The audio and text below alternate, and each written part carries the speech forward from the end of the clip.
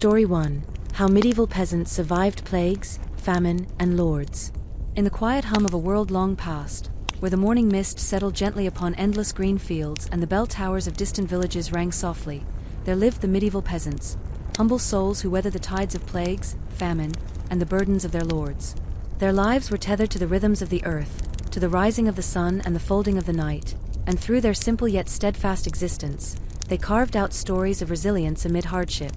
In these ancient villages, thatched roof cottages with timber frames leaned toward each other, forming small, close-knit communities. Chickens clucked and scratched the earth while cows lowed in wooden pens. The peasants awoke with the first light, their days unfolding in steady patterns, each heartbeat aligned with the turning wheel of the seasons. Despite the looming threats that hovered over their lives, threats of disease, hunger, and servitude, they persevered through the ordinary, drawing strength from their families, their faith, and their unyielding bond with the land. Plagues swept across the countryside like a chilling wind. The Black Death came like a shadow, claiming lives and darkening villages. Fear crept into the hearts of peasants as they watched loved ones fall ill, their neighbors succumbing to the mysterious sickness. Yet even amidst the grief, they found ways to endure. Some turned to folk remedies, brewing herbal potions from yarrow, sage, and lavender gathered from the meadows. Others clung to faith, their whispered prayers rising like smoke to the heavens, as church bells tolled in solemn echo. Villages would sometimes seal themselves off, hoping that isolation would guard them from the invisible terror. And when the worst had passed, those who remained rebuilt, retilled, and remembered. Famine, too, cast its long shadow over medieval life. Crops failed under harsh winters, summer droughts, or relentless rain that turned fertile soil to sticky mud. Grain stores emptied, and hunger gnawed at the bones of the peasants. Yet they adapted with quiet determination. In years when the harvest was lean, they foraged the nearby forests for nuts, berries, and edible roots. They ground acorns to mix with precious bits of flour, stretching what little they had into coarse, bitter bread. Some kept bees, whose honey became a rare and sweet source of energy.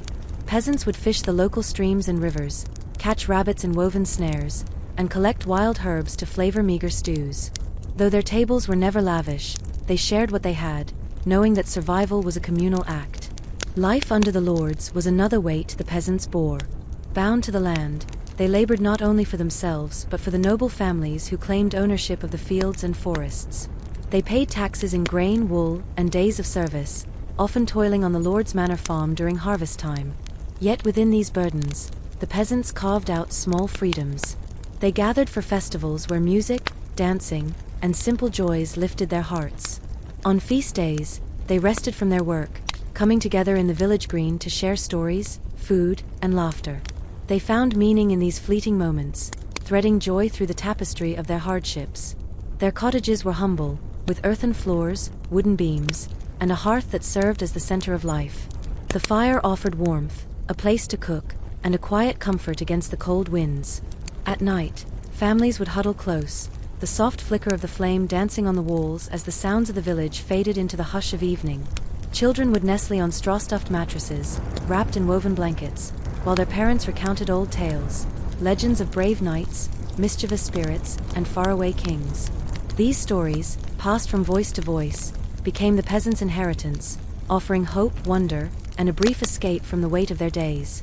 Even in times of sickness and scarcity, the peasants found solace in their faith. The village church, often the tallest building around, stood as a beacon. Its stone walls held the echoes of prayers, the soft murmurs of devotion, and the collective longing for protection and peace. They believed that the saints walked among them, that the Virgin Mary watched over their children, and that every candle lit was a step closer to divine favor.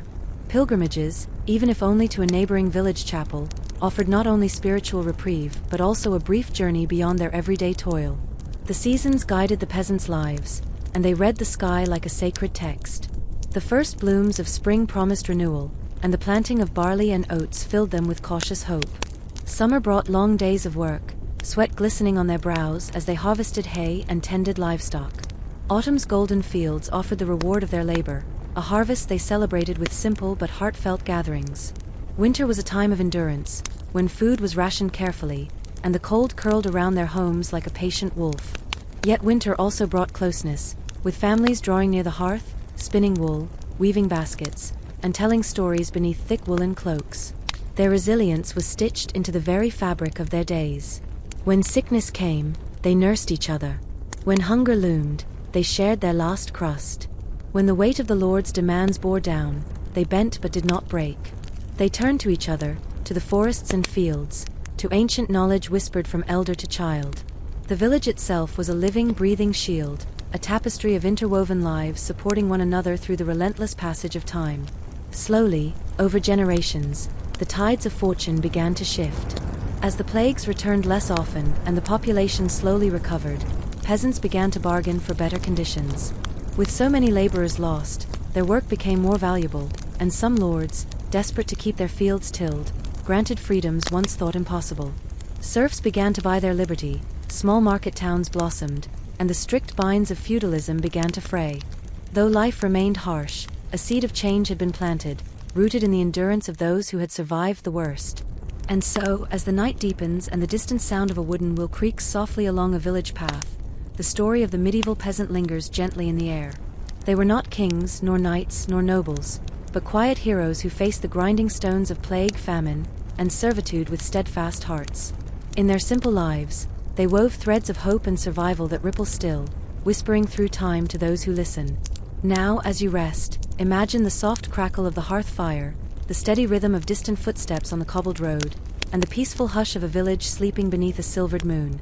The peasants, their stories, their laughter, their courage, all gently fade into the silence of the night, carried by the breeze, resting in the quiet peace that follows. Let the weight of their journey drift softly away, as you too drift into a calm and restful sleep. Story 2: How Medieval Peasants Survived Plagues, Famine, and Lords. In the ancient countryside, where the winding dirt roads curled between meadows and the distant church bells sang softly in the morning breeze, the medieval peasants began their days. The mist hung low over the fields, a silver veil draped across the familiar landscape. In the stillness of the dawn, life stirred quietly in thatched cottages and along worn pathways, where humble folk faced the endless rhythm of seasons, survival, and struggle. For the peasants, life was simple, but it was never easy. The days were shaped by hard work, the nights by stories whispered under the gentle glow of the hearth. Though they toiled under the weight of lords and braved the cruel hands of famine and plague, they found ways to endure, to live, to hope. Plagues came suddenly, as if swept in by an unseen wind. One year, the air seemed heavier, the faces more fearful. The Black Death crept into villages like a silent fog, stealing lives in its shadowy path.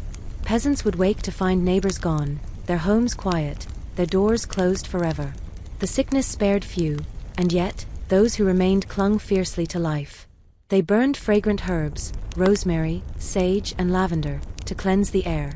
They wore amulets, crafted small charms, and gathered in prayer beneath the stone arches of their churches, their voices soft but steady.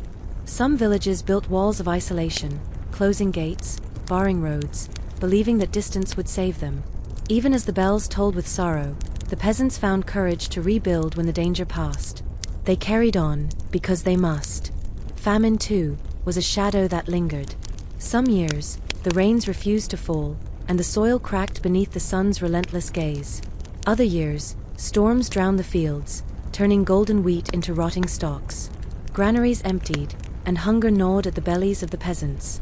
Yet they did not surrender.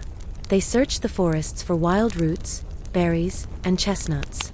They fished the streams, trapped birds, gathered edible leaves, and sometimes ground bark and acorns to stretch their meager flour into thin, bitter bread.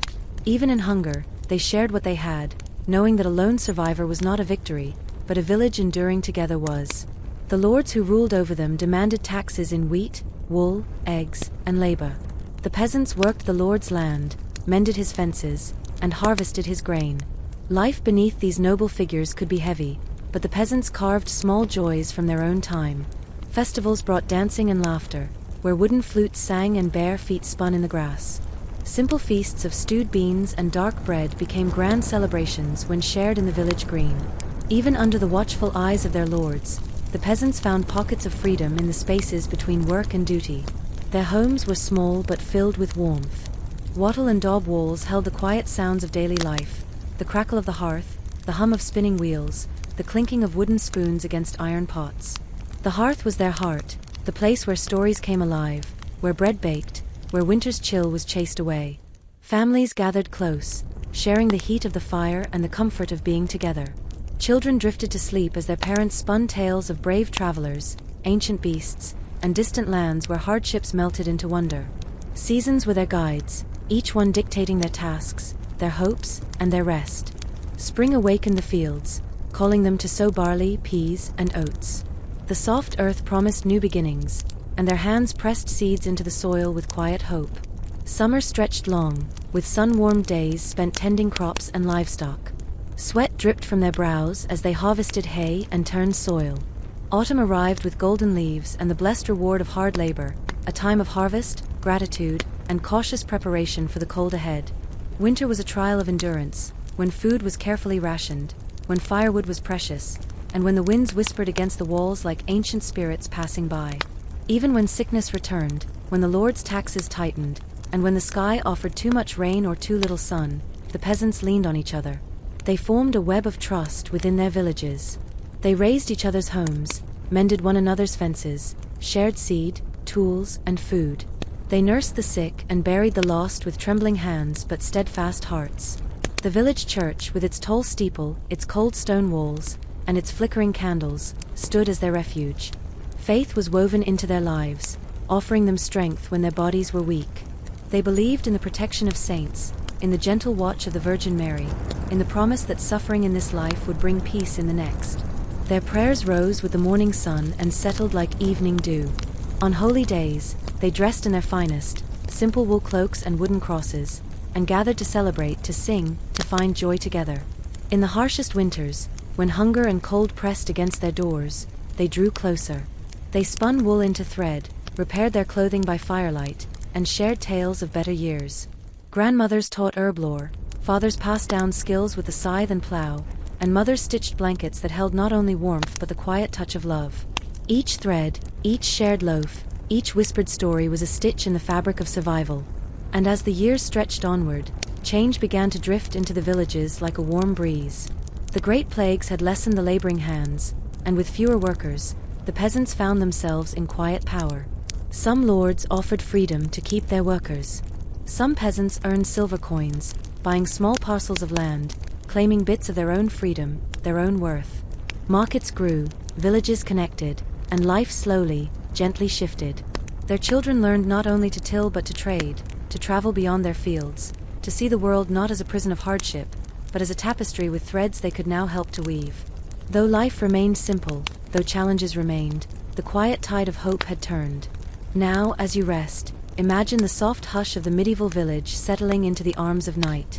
The gentle crackling of the hearth whispers through the quiet room. The weight of wooden wheels fades in the distance. The sweet scent of lavender drifts softly from the windowsill. Families huddle close, their stories wrapping around them like warm cloaks. The peasants, with their steady hands, their weary feet, and their enduring hearts, continue on, within the rhythms of the earth, within the hush of the forests, within the ancient songs of survival that echo through the fields. And as the silver moon rises over the thatched rooftops and the village surrenders to peaceful slumber, their story drifts into the stillness, a tender reminder that even in the face of hardship, there is warmth, there is life, there is hope. Let their journey soften the edges of your thoughts. Let their courage calm the fluttering of your mind. Drift now into that quiet village, where the flicker of the hearth glows steadily, where the soft earth waits for spring, and where the gentle peace of night welcomes you into rest. Sleep now, peacefully, calmly, within the quiet rhythm of their world. Story 3. How medieval peasants survived plagues, famine, and lords. In a quiet corner of the medieval world, where the forests whispered ancient secrets and the meadows stretched wide beneath the soft glow of the morning sun, the peasants began their day. Story 3 unfolds here, in this simple, steady life where survival was both a challenge and a quiet triumph. These were people who lived close to the land, whose every step was woven into the gentle rhythm of the seasons, and whose hearts beat steadily beneath the weight of their humble duties. They were farmers, shepherds, carpenters, and bakers, living in thatched roof cottages made of mud and timber. The villages were small but alive, their paths worn smooth by the steady passage of feet and cartwheels. The days began with the crowing of roosters, the lowing of cattle, and the soft hum of morning prayers whispered as the peasants laced their worn leather boots and stepped into the misty dawn. Plagues came and went like storms, dark and sudden, rattling the fragile calm of their world. When sickness crept into the villages, it often came without warning. One day, laughter would echo across the fields, and the next, shutters would be closed tight, doors barred, and silence would settle heavily upon the earth. The Black Death arrived like a shadow, moving from house to house, leaving sorrow in its wake. Yet the peasants, bound by the threads of family and faith, found ways to endure. They gathered herbs, sage, thyme, rosemary, believing in their power to protect and heal. They placed sweet-smelling flowers in their homes, and some even wore beak-like masks filled with aromatic herbs, hoping to keep the sickness at bay. Some families fled to the edges of forests, choosing isolation in small wooden huts, surrounded by the comforting rustle of ancient trees. Others chose to stay, tending to the sick, lighting candles in their windows, and offering quiet prayers. The church bells tolled in slow, mournful rhythms, but when the bells fell silent, the survivors picked up their tools, returned to their fields, and began again. They buried their sorrow in the soil they tilled and found comfort in the steady return of the sun and rain. Famine was another visitor to their lives, sometimes creeping, sometimes crashing upon them with sudden cruelty. Bad harvests, long winters, or flooded fields would steal away their grain, leaving empty bowls and aching stomachs. Still, the peasants searched for life among the edges of the woods and the banks of nearby streams. They gathered nettles, mushrooms, and wild garlic. They fished patiently in slow rivers and trapped small birds in hand-woven snares. They mixed ground acorns and coarse rye into dense, bitter loaves to quiet their hunger. They shared what they found, what they grew, and what they caught. A neighbor's loaf became the village's meal. A single fish fed more than one family. A pot of stew was never too small to offer a hungry soul a place at the fire. Their survival was never about the strength of one, but the bond of many. They found ways to stretch their resources and to keep each other standing when the weight of the world pressed down. The lords and noble families who ruled the land demanded taxes, labor, and loyalty. The peasants worked the lord's fields, tended his sheep, built his fences, and mended his roads. They were tied to the land by ancient rules, but even within these chains, they found freedom in their own hearts and homes. The village festivals were a sweet escape. On feast days, the sound of music filled the air, and peasants danced in the fields, their bare feet brushing against soft grass. They laughed, sang, and forgot, if only for a moment, the burdens they carried. Within their cottages, the hearth fire glowed, casting a warm light against the rough wooden walls. Children sat cross-legged on straw mats as their parents told stories, tales of noble knights, cunning foxes, magical herbs, and far-off lands beyond the rivers. These stories were their treasures, their inheritance, passed from generation to generation, a soft reminder that even the hardest lives could hold wonder. The seasons ruled their world like quiet kings. Spring was a promise, a gentle touch of green pushing through the dark soil. Seeds were planted with careful hope, and the peasants watched the skies with anxious hearts. Summer demanded long hours in the fields, bodies bent to the rhythm of the sickle, muscles aching beneath the weight of the harvest. Autumn was both reward and preparation, a time to gather grain, to store root vegetables, to preserve what could be saved for the coming cold. Winter arrived like a silent guest, settling across the village with soft white snow and sharp winds. Food was rationed carefully, and the hearth became the heart of the home, a place of stories, spinning, and quiet prayers. Faith was the thread that held them together. The church, with its simple stone walls and its tall, reaching spire, stood as a beacon. The peasants believed deeply in saints who protected them, in the Virgin Mary's gentle watch, and in the promise that their hard lives were not without purpose. Holy days brought brief but welcome rest. They gathered in the churchyard, dressed in simple but treasured garments, sharing bread and laughter as they honored their faith and each other. Even in the hardest winters, when food was scarce and the nights stretched long, they did not give up. They spun wool from sheep's fleece, wove baskets, mended tools, and kept their hands busy by firelight. They shared knowledge, taught their children to work the land, to respect the seasons, to endure. Old herbs were remembered, old songs were sung, and old stories lived again, comforting them through the chill. Over time, as the plague softened and the population thinned, something shifted. Labor became valuable. The peasants, long overlooked, found their voices. Some demanded fairer wages. Others left their villages, seeking work in growing towns where coins could buy more than bread, they could buy freedom. The strict chains of feudalism began to fray. New opportunities blossomed like spring flowers, quiet but undeniable. The peasants' lives remained simple, but they were no longer powerless. Their children's children would live in a world slowly reshaped by their endurance, their patience, their quiet revolutions. And though the road ahead would still be long, the seeds of change had been sown by those who bent but never broke. Now, as the stars gather gently in the night sky and the silver moon rises over the peaceful village, the story of these medieval peasants settles into stillness. The creak of wooden wheels fades. The soft crackling of the hearth soothes the tired mind. The scent of wildflowers drifts through an open window, and the soft hum of life continues, steady and calm. The peasants' courage lingers in the quiet fields, in the worn paths, in the stories passed between loving hands. They remind us that even when storms rage, even when the cold bites, even when the world feels heavy, there is always a way to endure, always a reason to hope. Let this story settle over you like a soft woolen blanket, warming your heart, quieting your thoughts. Imagine now the peaceful village, wrapped in gentle sleep, the flicker of hearth fires glowing softly behind cottage walls. The peasants rest. The fields rest. The world rests. And now so do you. Sleep calm and steady, wrapped in the quiet rhythm of their story, carried by the soft winds of time. Story 4. How medieval peasants survived plagues, famine, and lords. Story 4 begins on a quiet morning in a medieval village, where the sky is painted in soft hues of pale gold and silvery gray. The faint scent of wood smoke drifts lazily through the air as the villagers stir from their straw beds, ready to face another day of simple, steady survival. Life here unfolds slowly, following the calm rhythm of the earth, the seasons, and the steady beat of the human heart.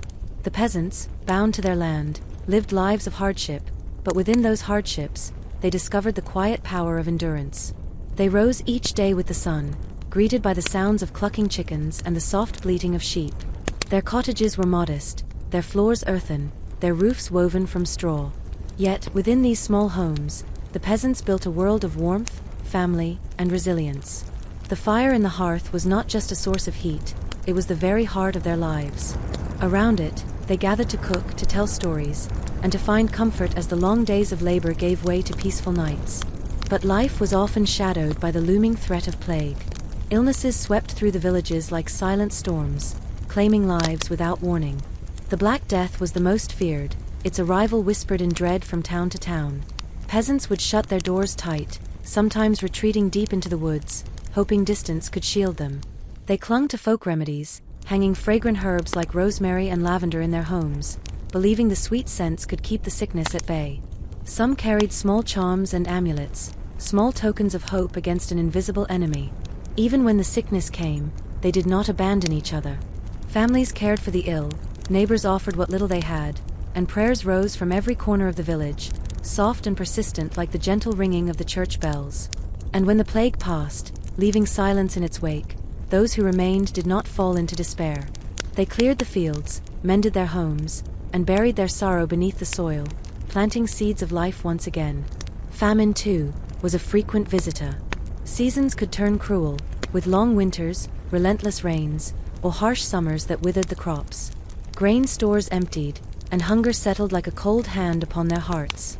Yet the peasants were resourceful. They ventured into the nearby forests, gathering nuts, berries, mushrooms, and roots. They fished patiently in rivers, set traps for rabbits, and picked wild herbs to flavor thin, meager stews. In the hardest times, they mixed ground acorns with scraps of flour to stretch their bread. They learned to make do with less, to share what little they had, and to find strength in their community. No peasant stood alone. Villages were tightly knit, bound together by trust, by necessity, and by love. When a roof needed repairing, many hands lifted the beams. When sickness came, many hands prepared the healing herbs. When famine struck, what one family found was shared among all. Their survival was not the story of one person, it was the story of the village, of people standing together, woven into one tapestry of endurance. The lords, who owned the land, demanded taxes in grain, wool, eggs, and hard labor. The peasants worked the lord's fields, cared for his animals, built his fences, and harvested his crops. Yet even beneath the weight of the lord's demands, they found ways to hold on to joy. Village festivals were moments of sweet release, where music filled the air, where feet danced upon the soft grass, and where laughter rose like birds into the open sky. On feast days, they rested. They shared simple meals, sang songs, and told stories that lifted their hearts above their daily burdens. In the quiet of their homes, as the wind whispered softly against the walls, parents would tell stories by firelight. Tales of clever animals, brave knights, enchanted forests, and distant lands painted worlds beyond their fields. These stories comforted their children, who drifted to sleep with dreams of adventure and wonder. Storytelling was not just a pastime, it was a lifeline, a way to pass down wisdom, courage, and hope. The seasons guided their every step. Spring was a time of renewal, when seeds were pressed into the warming earth and cautious hope stirred in their hearts. Summer brought long, laborious days, where sweat and soil mingled on their skin as they tended the crops and cared for the animals. Autumn was a season of harvest, of gratitude, of preparation for the cold ahead. Winter arrived with quiet persistence, wrapping the village in snow and silence. It was a time to ration food carefully, to mend clothes by firelight, and to find warmth in the stories and songs that filled the long nights. Through each season, the church remained at the center of village life. Its stone walls offered shelter, its bells marked the passing hours, and its candles flickered with the prayers of the faithful. The peasants believed deeply in saints, in the gentle protection of the Virgin Mary, and in the promise that life's hardships would one day lead to peace. Pilgrimages, even to nearby chapels, gave them moments of spiritual escape and quiet hope. Even when their bodies were tired and their hands were worn, they did not surrender. They spun wool, wove baskets, and repaired their tools with patience. They passed on the old knowledge, the herbs that healed, the plants that fed, the rhythms of planting and harvest. They taught their children to respect the land, to trust their village, and to carry the stories that had carried them. As the years passed, change drifted in like a gentle breeze. The plagues had thinned the villages, and labor became precious. Peasants began to ask for fairer wages, and some lords, desperate to keep their workers, granted freedoms that had once been impossible. Small markets grew, new opportunities arose, and the tight grip of feudalism slowly loosened. Though life remained hard, the peasants' quiet resilience had carved new paths forward. Their world was still one of simple routines and humble joys, but their children now dreamed of more. They traveled to nearby towns, learned new trades, and slowly, gently, the shape of their world began to shift. The seeds planted by their ancestors blossomed into new freedoms, new hopes, and new stories. And now, as the village settles into the gentle hush of night, as the stars scatter across the sky like silver seeds, the story of these peasants continues to echo softly through time.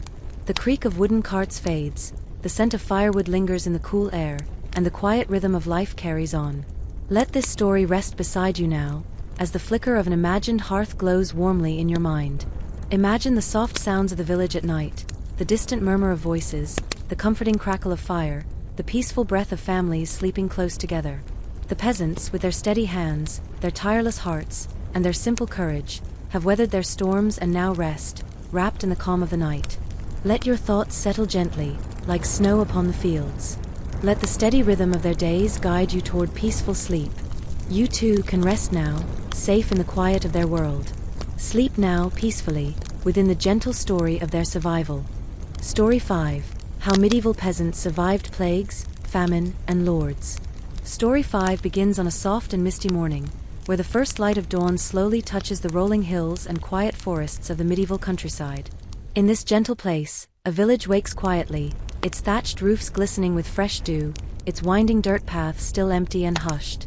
The peasants, wrapped in simple wool cloaks, begin their steady work as the golden sun slowly lifts itself into the sky. Their lives were woven tightly to the land, to the soil beneath their feet and the sky that watched over them. Life was never easy for these peasants, but within their humble days, there was a rhythm, a quiet, enduring rhythm, that carried them through even the harshest storms. They faced the dangers of plagues, the gnawing teeth of famine, and the heavy demands of the lords who ruled their lands. Yet, through patience, through community, and through hope, they survived. The plagues came like distant thunder, silent at first, then creeping steadily into the villages. When illness arrived, it often came without warning. Friends and neighbors would fall sick, and soon, the bells of the church would toll in low, sorrowful notes, calling the village together in mourning. The Black Death was the most feared, a terrible shadow that touched nearly every family. But even in the face of such darkness, the peasants did not abandon each other. They turned to the wisdom of their elders, to herbs like lavender, rosemary, sage, and thyme, which they believed could cleanse the air and protect the body. They burned bundles of sweet-smelling plants and placed wildflowers by their windows to drive away the sickness. Some wore small charms, stitched carefully from cloth and string, filled with fragrant petals. Others gathered in the church, their voices soft but steady, as they prayed for mercy, for healing, for strength. When the plague passed, the survivors gently picked up the pieces of their lives. They mended their cottages, returned to the quiet fields, and planted their seeds once more. They remembered those they had lost, but they did not let sorrow stop them. The land called to them, and they answered. Famine, too, visited often. A late frost could kill the young shoots of wheat. Heavy rains could turn fields to mud, drowning the harvest. Long, dry summers could crack the earth and leave the crops withered. When the stores ran low, the peasants turned to the woods and rivers, gathering wild foods, nuts, berries, roots, and mushrooms. They fished in the streams, set traps for birds and rabbits, and ground bitter acorns to mix with their precious flour. Even when the meals were small and simple, they shared. One family's fish became the village's supper. A handful of berries found in the forest was divided between many. They understood that to survive, they had to survive together. Their tables were plain, their bowls often half full, but their hearts remained generous. The lords who owned the land expected grain, wool, eggs, and labor as payment for allowing the peasants to live and work there. The peasants worked the lord's fields, harvested his grain, repaired his fences, and tended his flocks. It was a heavy burden, but within the small spaces between the work, the peasants found moments of freedom. On feast days, they danced in the village green. They played simple wooden flutes, their bare feet soft upon the grass, their laughter ringing like bells through the air. They celebrated the harvest, honored the saints, and told stories that lifted their spirits above the weight of their daily toil. Storytelling was a cherished gift. Around the hearth, the peasants gathered at night, sharing tales of knights, magical forests, and clever animals. These stories traveled from one generation to the next, gently cradling their hopes and dreams. Their homes were humble, with low wooden beams, small windows, and earthen floors. The hearth fire was the heart of their home, a place of warmth, light, and life. In winter, when snow painted the rooftops and the winds whispered against the walls, the peasants would sit close to the fire, spinning wool, mending cloaks, and listening to the soft voices of their elders. The seasons shaped their days like a quiet song. Spring was a time of planting, of new beginnings, as soft rains fell upon the fields and seeds were pressed into the warming soil. Summer demanded long hours of labor, tending the crops under the bright sun. Autumn brought the harvest, the reward for their patience and care, and a time to prepare for the cold ahead. Winter wrapped the village in a hushed white blanket, slowing life to a gentle pace where every ember and every story mattered. The church was the village's guide. Its stone walls stood firm, its bells marked the passing of time, and its flickering candles held the weight of their prayers. Faith was their anchor. They believed in the quiet protection of saints, in the gentle care of the Virgin Mary, and in the promise that hardship would be rewarded with peace. On holy days, they gathered to pray, to share meals, and to find comfort in each other's company. The peasants' knowledge was passed through quiet conversations, through hands showing hands. They learned when to plant by the shape of the moon, how to heal with the leaves of wild herbs, how to read the sky for signs of coming rain. They taught their children to honor the earth, to care for their neighbors, and to carry the stories of their ancestors. As years passed, the world slowly began to change. The great plagues had taken many lives, and the fields stood empty. The lords needed workers, and the peasants, at last, found their voices. Some were granted more freedom. Some traveled to nearby towns, where coins could be earned and spent, where markets offered new foods and new hopes. The strict chains that had bound them for generations began to loosen, slowly, gently, like morning mist lifting from the fields. Still, their hearts remained tied to the land, to the villages where their stories had been born, to the quiet songs of the seasons that shaped their lives. And now, as the village rests beneath a star-speckled sky, as the fires burn low and the soft sounds of night settle upon the earth, the story of the peasants wraps itself around you like a warm woolen cloak. Imagine the faint creak of wooden carts, the distant call of an owl, the gentle crackling of the hearth, and the peaceful rhythm of breath as the villagers sleep side by side.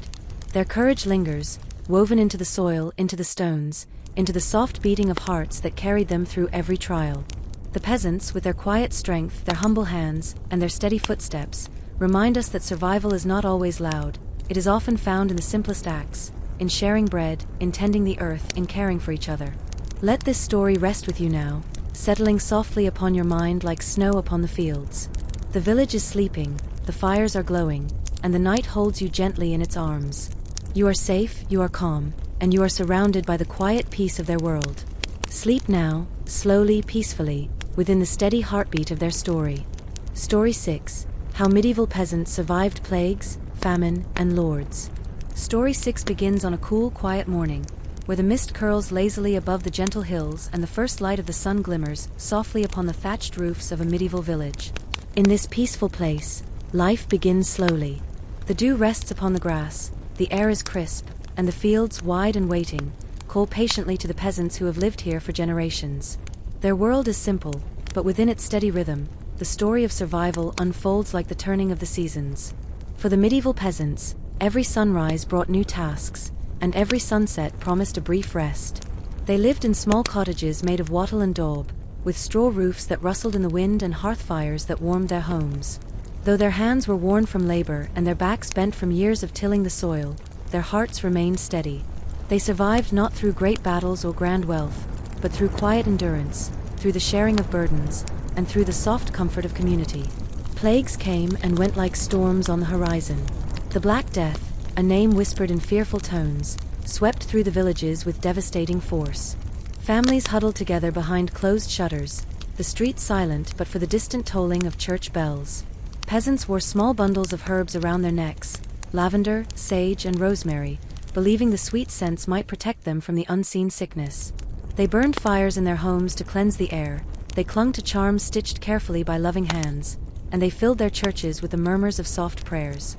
Some villagers sought refuge in the forests, building simple shelters beneath the trees, hoping distance would offer safety. Others chose to remain, tending to the sick with trembling hands and steady hearts. When the sickness passed, those who remained did not fall into despair. They buried their sorrow beneath the soil they tilled and returned, once again, to the familiar comfort of their fields. Famine, too, was a companion in their long journey. Crops failed beneath harsh winters or were drowned by relentless rain. Grain stores ran low, and the cold hunger settled deep in their bones. But the peasants knew the quiet secrets of the forests and rivers. They gathered wild nuts, berries, and mushrooms. They fished patiently in the winding streams and set simple snares to catch birds and rabbits. They ground bitter acorns to stretch their flour and foraged for edible roots and herbs that could fill their empty bowls. When food was scarce, they shared. One family's rabbit became the village's stew. A handful of berries was carefully divided between many hands. They survived together, knowing that a shared meal, however small, tasted sweeter than one eaten alone. Their strength was not loud or grand. It was built in the quiet acts of care, of patience, and of unity. The lords, owners of the land, asked much of them. Taxes were paid not in coins, but in grain, wool, eggs, and long hours of labor. The peasants worked the lord's fields, mended his fences, and harvested his crops. Yet, despite the heavy burdens placed upon them, they found ways to savor joy. Festivals lit the village with music, dancing, and the gentle hum of laughter. On feast days, they laid their tools aside and gathered in the green, their bare feet pressing into the soft earth, their hearts lightened, if only for a day. Within their homes, the hearth glowed softly, its flames gently dancing against the wooden walls. Families gathered close, sharing simple stews, crusty bread, and warm stories. Parents spoke of brave knights, enchanted forests, and far-off kingdoms where life was filled with magic. These stories, passed from voice to voice, became a precious thread that tied each generation to the next. The seasons wove themselves into every part of their lives. Spring, with its promise of new life, brought careful planting and tender hope. Summer, bright and demanding, called them to long days beneath the sun as they tended their crops and animals. Autumn offered the gentle reward of harvest, the gathering of grain, and the sweet taste of apples and fresh bread. Winter, cold and quiet, wrapped the village in snow and soft silence, where the hearth's gentle crackle became their closest companion. The village church stood tall among their simple homes, its stone walls offering refuge and its bells marking the passage of time. Faith wove itself into their days, steady and soft. They believed in saints who watched over them, in the kindness of the Virgin Mary, and in the promise that hardship would one day give way to peace. On holy days, they came together, dressed in their finest wool, to pray, to sing, and to share the simple joy of each other's company. In the coldest winters, they spun wool, wove baskets, and mended their tools with patient hands. They taught their children the old songs, the healing herbs, and the careful ways of planting and harvest. They passed on not just their knowledge, but their quiet strength, the gentle wisdom that life, though hard, could be beautiful in its small moments. Over time, as the plagues lessened and the world began to shift, something changed. Labor became precious. The lords, who once held tight control, began to offer freedoms to keep their workers. Some peasants found their way to nearby towns, where markets bustled, and coins could be earned and spent. Slowly, the strict chains of feudal life loosened. The peasants' quiet endurance had begun to reshape their world. Yet even as new opportunities appeared, many chose to remain, to tend the familiar soil, to live within the comforting rhythm of the seasons, to carry the stories of their ancestors. The heart of their life was still the land, the hearth, and the village that held them. And now, as the village rests beneath the calm night sky, the fires burn low, and the soft sound of distant footsteps fades. The wind carries the sweet scent of hay and wood smoke, and the peaceful rhythm of life continues. The story of the medieval peasants lingers gently in the air, a reminder that strength is not always found in grand victories, but often in quiet patience, in shared meals, in tending the earth, and in the soft hum of community. Let this story rest with you now, settling upon your thoughts like the gentle snow upon the fields. Imagine the soft crackle of the hearth, the distant call of an owl, the peaceful breath of a village wrapped in sleep. The peasants rest. The fields rest. The world rests. And now so do you. Sleep now, calm and steady, within the quiet rhythm of their story. Story 7. How medieval peasants survived plagues, famine, and lords. Story 7 begins in the soft embrace of a medieval dawn, where the mist lies gently upon the meadows, and the first threads of sunlight weave their way across the quiet village paths. The air is cool and still, the thatched cottages clustered close, as if leaning into one another for comfort against the weight of life. In this village, peasants stir from their simple beds, their lives bound to the land, to their families, and to the steady rhythm of survival. The story of these peasants is not one of grand victories or shining castles, but of small triumphs, whispered prayers, and the slow, persistent march through seasons shaped by the challenges of plagues, famine, and the heavy hand of their lords. Day by day, they wove their own quiet story of endurance. Plagues arrived like silent storms. The Black Death came swiftly, creeping through villages, leaving homes empty and streets quiet. In these moments, the peasants held tightly to hope. They gathered sweet-smelling herbs, lavender, sage, rosemary, and hung them from wooden beams, believing the fragrant air might protect their loved ones. They lit small fires inside their homes to purify the spaces they could not abandon, and they placed flowers near their doors to keep sickness away. Some families fled to the edges of the forests, living in small shelters built beneath ancient trees, where the wind whispered through the leaves like soft voices of the past. Others stayed behind, tending to the sick, comforting their neighbors, and ringing the church bells for those who passed. When the sickness left, the survivors mourned but did not surrender.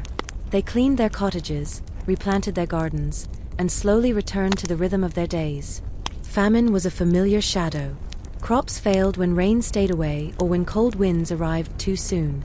The granaries, meant to last through winter, sometimes stood nearly empty. In those lean times, the peasants turned to the forests and streams. They gathered wild berries, dug for roots, fished in quiet rivers, and set snares for small game. They ground acorns and mixed them with flour, baking rough, bitter bread that kept hunger away for another day. What they found, they shared. One family's fish became the village's supper. A small pot of stew, stretched thin with herbs and wild greens, was carefully divided between many bowls. Their survival was not a story of each man for himself, but of hands reaching for one another, of neighbors carrying each other through the darkest winters. The lords who owned the land demanded more than just crops. They asked for the peasants' time, their labor, and their loyalty. The peasants worked the lord's fields, mended his fences, and herded his sheep. Though they carried this burden, they carved out spaces of freedom. Village festivals bloomed like bright flowers in their lives, moments where music filled the air, where dancing feet pressed into the soft grass, and where laughter rose like birds into the sky. In their cottages, the hearth glowed warmly, its fire the heart of the home. It was there that stories came alive, passed from mother to child, from father to son.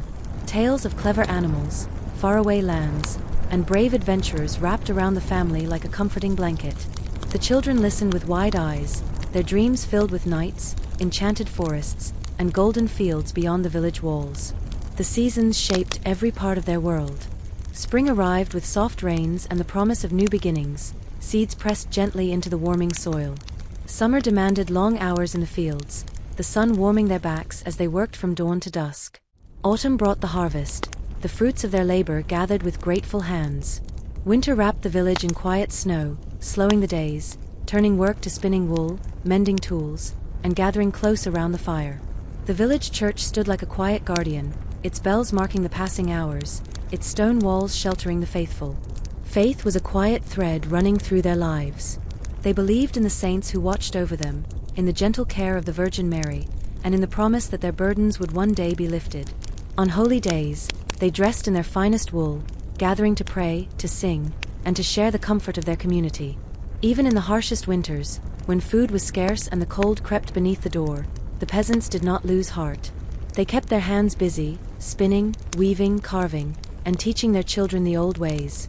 They knew when to plant by the pull of the moon, how to heal with the leaves and roots they gathered, how to tell the difference between a storm that would pass and one that would linger. As years passed, change drifted into their villages like the gentle touch of spring. The great plagues had taken many, and the fields now stood emptier. Labor became precious. The lords, once firm in their power, offered freedoms they would not have given before. Some peasants earned coins for their work, buying small pieces of their own freedom. Others traveled to growing towns, where markets offered new food, new cloth, and the possibility of a different life. The old chains of feudal life loosened, slowly but surely. Yet many peasants chose to remain, tied to their land, to their villages, to the stories of their ancestors. They carried with them not just the burdens of their days, but the quiet knowledge that they had endured, and that they would continue to endure. Their strength was not found in grand castles or silver coins, but in the gentle way they shared their bread, in the soft weaving of stories by firelight, in the way they planted seeds with patient hands, trusting that spring would return. And now, as the village settles into the hush of night, the last embers glowing softly in the hearths, the story of the peasants wraps itself around you like a soft woolen blanket. The streets are quiet, the fields resting beneath the cool moonlight, and the sweet scent of wood smoke drifts gently on the air. Imagine the soft sounds of the village as it sleeps, the creaking of wooden beams, the faint rustle of straw, the peaceful breath of families resting close together. The peasants, with their quiet strength, their simple courage, and their steady hearts, continue on in the soft rhythm of life. Let this story settle over you now, as gently as snowfall upon the earth. Let your thoughts drift like leaves on a calm stream, steady, peaceful, unhurried. The peasants rest. The village rests. The world rests. And now so do you. Sleep now calmly, within the quiet rhythm of their story. Story 8. How Medieval Peasants Survived Plagues, Famine, and Lords. Story 8 begins beneath the soft early morning sky of a quiet medieval village, where the first rays of sunlight gently stretch across the dew-covered meadows, and the mist curls lazily around the wooden fences and stone wells. The village stirs slowly, as if the world itself is wrapped in a warm, comforting blanket. The simple homes, with their thatched roofs and walls of wattle and daub, stand closely together, weathered but strong, much like the peasants who live within them. The peasants' lives were woven into the rhythm of the earth, moving steadily through the seasons, enduring the cycles of joy and hardship with patient hearts. They rose with the sun, their days filled with quiet labor, their hands familiar with the soil, their eyes trained on the skies that promised rain or drought. Through plagues, famine, and the demands of distant lords, they found ways to persist, to share, and to survive. The plague, when it came, crept silently through the winding village paths, moving from house to house with little warning. The Black Death brought fear, sorrow, and uncertainty. The streets grew quiet, the church bells rang slowly, and the peasants gathered herbs they believed could keep the sickness away. Lavender, rosemary, and sage hung from doorways and ceiling beams. They burned fires in their homes, believing the smoke would purify the air. Some carried fragrant flowers in small cloth pouches around their necks, hoping the scent would guard their health. Some villagers chose to leave, seeking refuge in the nearby woods, where they built temporary shelters from branches and gathered water from fresh springs. They believed that distance might protect them. Others stayed, caring for their families, lighting candles for the sick, and praying softly in their small stone church. When the plague passed, those who remained did not crumble. They swept the dust from their homes, repaired their fences, and returned to their fields, planting seeds once more in the soil that had always carried their hopes. Famine was another shadow that visited often. Crops withered under harsh suns or drowned beneath heavy rains. The stores of grain meant for the long winter months would sometimes run low, and the ache of hunger would settle quietly into their bones. Yet the peasants did not despair. They knew the hidden gifts of the forests, the wild foods that grew in quiet places. They gathered berries, nuts, and mushrooms, dug for roots, and fished in slow, winding streams. They set traps for small animals and collected wild herbs to flavor their simple meals. In the hardest winters, they ground acorns into flour and baked dark, bitter bread that stretched their stores just a little further. They shared what they found, always remembering that a shared meal filled not just the belly, but also the heart. They divided the smallest of portions among many, and in doing so, they wove the invisible threads that held their village together. The lords who ruled the land required grain, wool, eggs, and labor in exchange for allowing the peasants to work the soil. The peasants labored in the lord's fields, repaired his fences, and cared for his animals. The weight of the lord's demands often pressed upon their shoulders, but even beneath this burden, they found moments of joy. The festivals that marked the turning of the seasons were like sunlight breaking through gray clouds. On those days, they set their tools aside, gathered in the village green, and danced to the sounds of simple wooden flutes and soft drums. Their bare feet pressed into the earth as they laughed, sang, and shared sweet cakes and warm cider. Inside their homes, the hearth burned steadily, casting a gentle glow upon the walls. It was there in the flickering light that stories were told, tales of clever foxes, brave knights, enchanted forests, and distant lands. These stories passed from parent to child, carrying the weight of memory and the soft promise of wonder. They comforted the children and reminded the adults that even in a hard life, beauty could be found. The seasons marked the shape of their days. Spring brought the delicate promise of new life, with young shoots pressing through the dark soil. Summer asked for long hours beneath the sun, tending to crops and animals. Autumn brought the blessing of harvest, a time to gather, to store, and to give thanks. Winter slowed the village, wrapping it in soft snow, where the peasants spun wool, mended tools, and huddled close to the hearth as the winds whispered outside. The church stood at the village's heart, its simple stone walls offering refuge, its bells marking the hours. Faith was woven into the peasants' lives like threads in their woolen cloaks. They believed in saints who watched over them, in the kindness of the Virgin Mary, and in the quiet hope that their labors would one day bring peace. On holy days, they gathered in their finest garments, singing hymns that rose gently into the wooden rafters, their voices soft but steady. Even in the deepest winters, when hunger lingered and the cold pressed against the walls, they did not surrender to sorrow. They kept their hands busy, weaving baskets, spinning wool, and teaching their children the careful ways of planting, foraging, and healing with wild herbs. They passed down the songs, the stories, and the quiet wisdom that had carried their people through so many storms. In time, the world began to shift. The great plagues had left villages smaller, and the lords found that they could no longer demand as they once had. Peasants began to ask for more freedom, more choice, a life with a little less weight. Some traveled to nearby towns, where markets offered new foods, new cloth, and coins that could buy more than bread. Others stayed, tending the familiar fields, building their lives with patience and steady hands. The old ways, so tightly bound by feudal rules, slowly loosened like the soft thawing of winter's frost. Change drifted into their lives, carried on the quiet breeze of time. Yet through it all, the peasants continued their simple journey, rising with the sun, resting by the hearth, planting seeds, and telling stories. And now, as the village falls into peaceful slumber beneath the velvet night sky, the fires burn low, their embers glowing like distant stars. The streets are quiet, the cottages settled, and the fields rest beneath the gentle touch of moonlight. The peasants, wrapped in soft woolen blankets, sleep side by side, their breathing slow, their hearts steady. Let this story settle over you now, soft as the snow upon the fields, gentle as the mist curling around the village paths. Imagine the creaking of wooden beams, the faint rustle of straw, the distant echo of church bells, and the soothing crackle of the hearth. The peasants rest. The fields rest. The village rests. And now so do you. Sleep now, calm and steady, within the quiet rhythm of their story. Story 9. How Medieval Peasants Survived Plagues, Famine, and Lords. Story 9 begins on a calm morning, where the faint light of dawn brushes across the quiet village rooftops, where the sky is soft and pale, and the mist curls gently around the trees and the old wooden fences.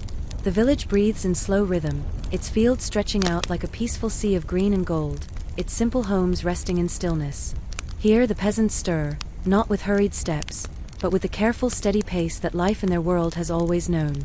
Theirs is a story shaped by the seasons, by the earth beneath their feet, by the sky above, and by the quiet strength passed down through generations. They lived within the pull of the soil, within the cycles of planting and harvest, within the rise and fall of hardships that arrived like passing storms.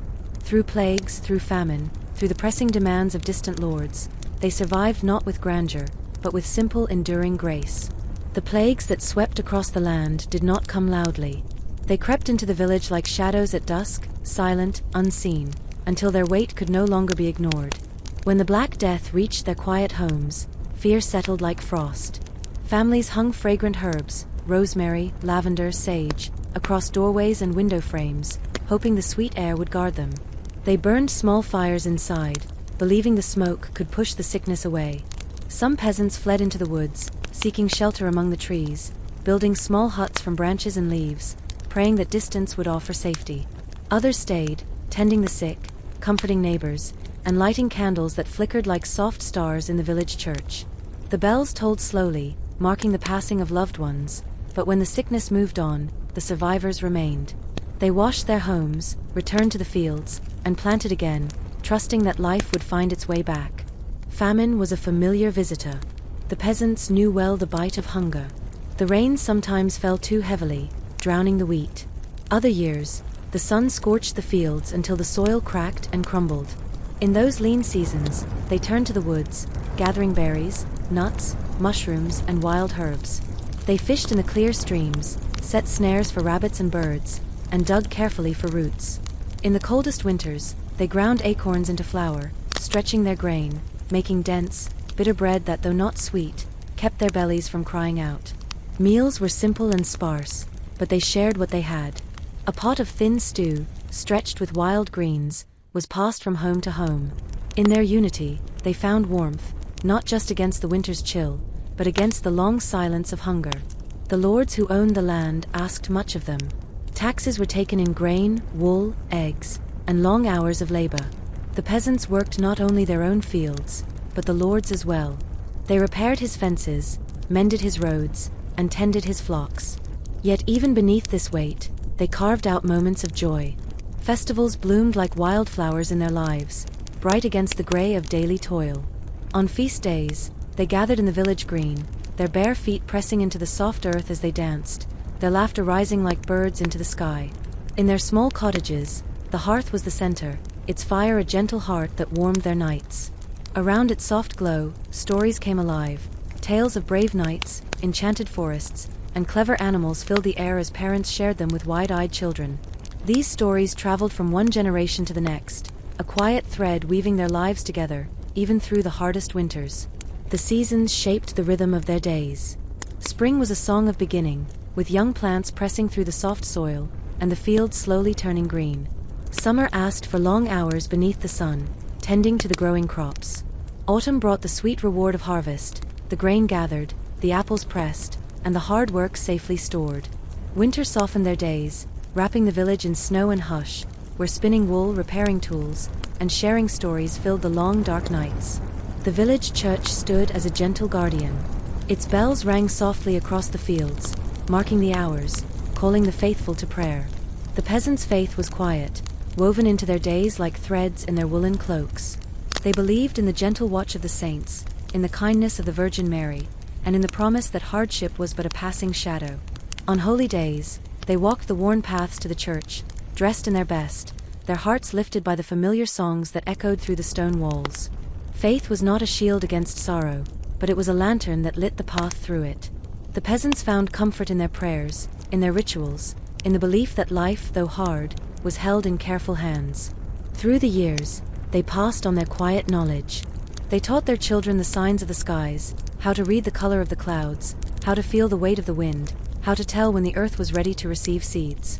They passed down the old songs, the ways of healing with wild herbs, the rhythms of planting and harvesting.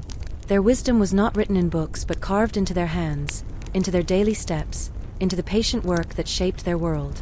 Slowly, over time, change drifted in. The plagues had taken many, and with fewer hands to till the fields, the peasants' labor became precious. The lords, who once held tight reins, began to offer freedoms that had once been impossible. Some peasants traveled to nearby towns, where markets bustled with new goods, where coins changed hands, where the scent of foreign spices floated through the air. Others chose to remain, tending the land they knew, planting seeds into the soil where their ancestors had walked. The old structures began to soften.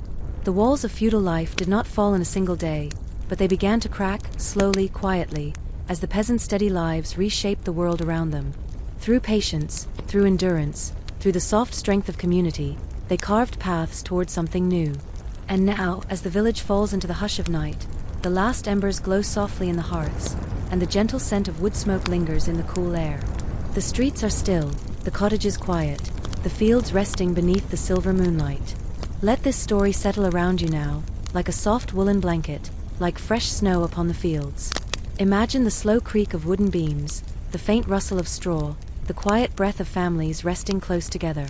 The peasants, wrapped in the simple grace of their lives, sleep now in peaceful rhythm. Their story, carried gently through the seasons, rests with you tonight. The village rests. The fields rest. And now so do you. Sleep now, calm and steady, within the quiet rhythm of their story. Story 10.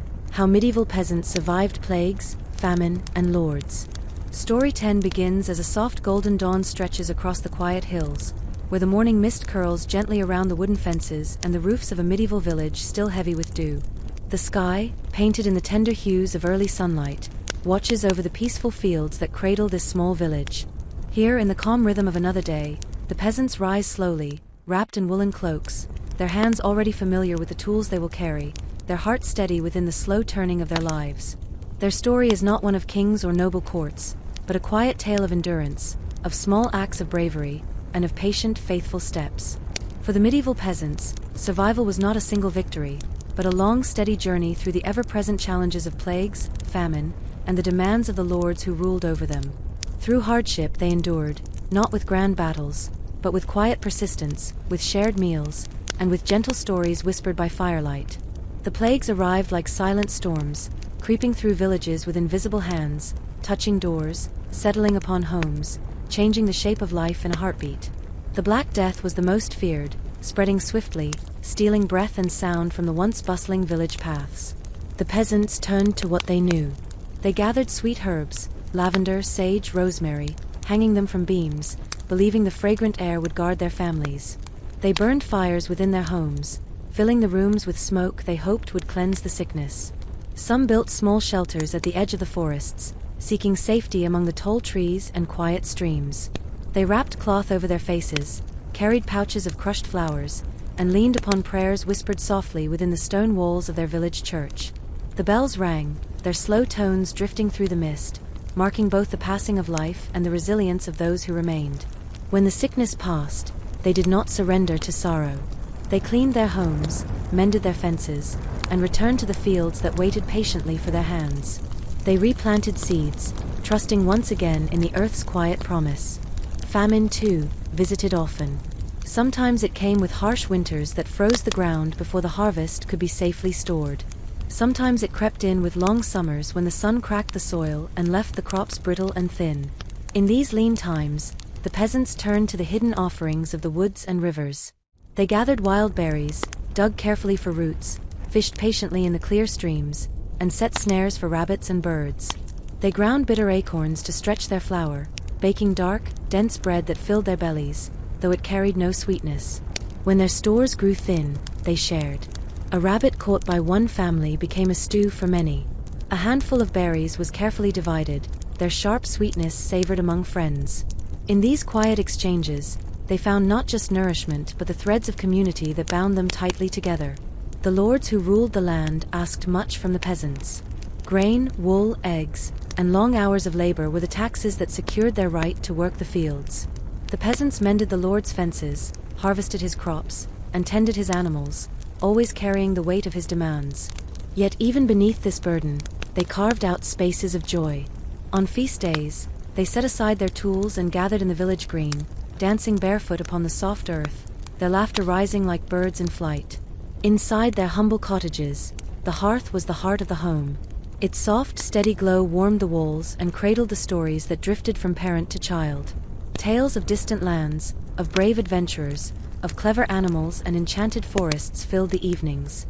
These stories traveled through time, binding generations together, gently reminding the peasants that even in hardship, wonder could still live. The seasons shaped the music of their lives. Spring arrived with the tender green of new shoots and the soft patter of rain upon the fields.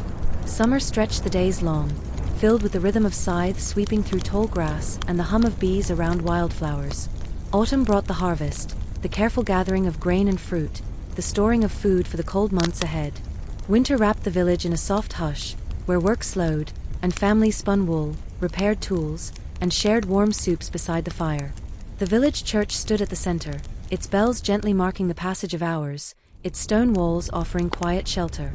Faith wove itself into the fabric of the peasants' days, a steady presence, a soft anchor.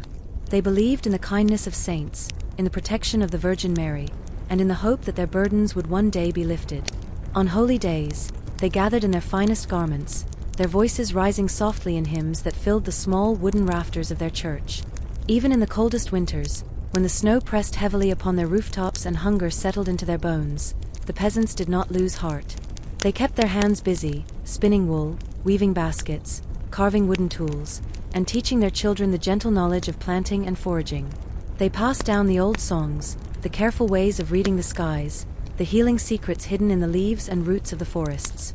Slowly, as the years passed, the world began to change. The plagues had taken many, and the fields stood quieter. The lords, once firm in their power, found that they could no longer demand as much. The peasants' labor became precious. Some were offered coins, others small freedoms, and the old rigid chains of feudal life began to loosen slowly, like frost melting beneath the spring sun. Some peasants left their villages, drawn to nearby towns where markets buzzed with life, where spices from distant lands filled the air, where coins changed hands for goods and services. Others chose to stay, to tend the soil they knew, to plant seeds in the earth their ancestors had walked upon. The peasants' quiet persistence had slowly reshaped their world. Not through loud rebellion, but through steady, patient living. Through the sharing of bread, through the tending of fields, through the teaching of stories by the fireside, they carved new paths for their children. And now, as the village rests beneath the soft, star-speckled sky, the last embers glow gently in the hearths, and the cool night air carries the sweet scent of wood smoke. The streets are still. The fields rest. The cottages, wrapped in thatch and stone, breathe in quiet rhythm. Let this story settle over you now, soft and gentle, like snow upon the fields, like mist upon the morning grass. Imagine the creak of wooden beams, the faint rustle of straw, the slow, peaceful breath of families resting close together. The peasants rest. The village rests. And now so do you. Sleep now calmly, within the quiet rhythm of their story. Story 11. How medieval peasants survived plagues, famine, and lords. Story 11 begins in the soft blue haze of a medieval morning, as the sky slowly brightens, casting a silver sheen across the dew-drenched fields. The quiet village, its humble cottages huddled close like old friends, slowly stirs to life. The mist clings to the wooden beams, the thatched roofs glisten with the kiss of the morning air, and the stillness holds like a soft lullaby. The peasants begin their day not with haste, but with the gentle rhythm that their ancestors followed for generations.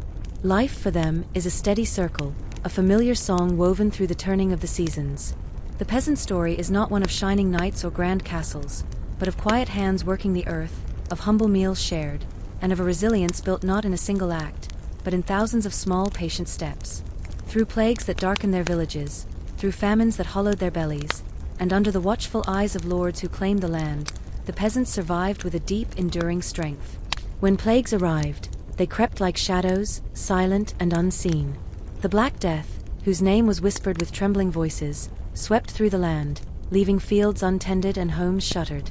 In those moments, the peasants turned to the old ways.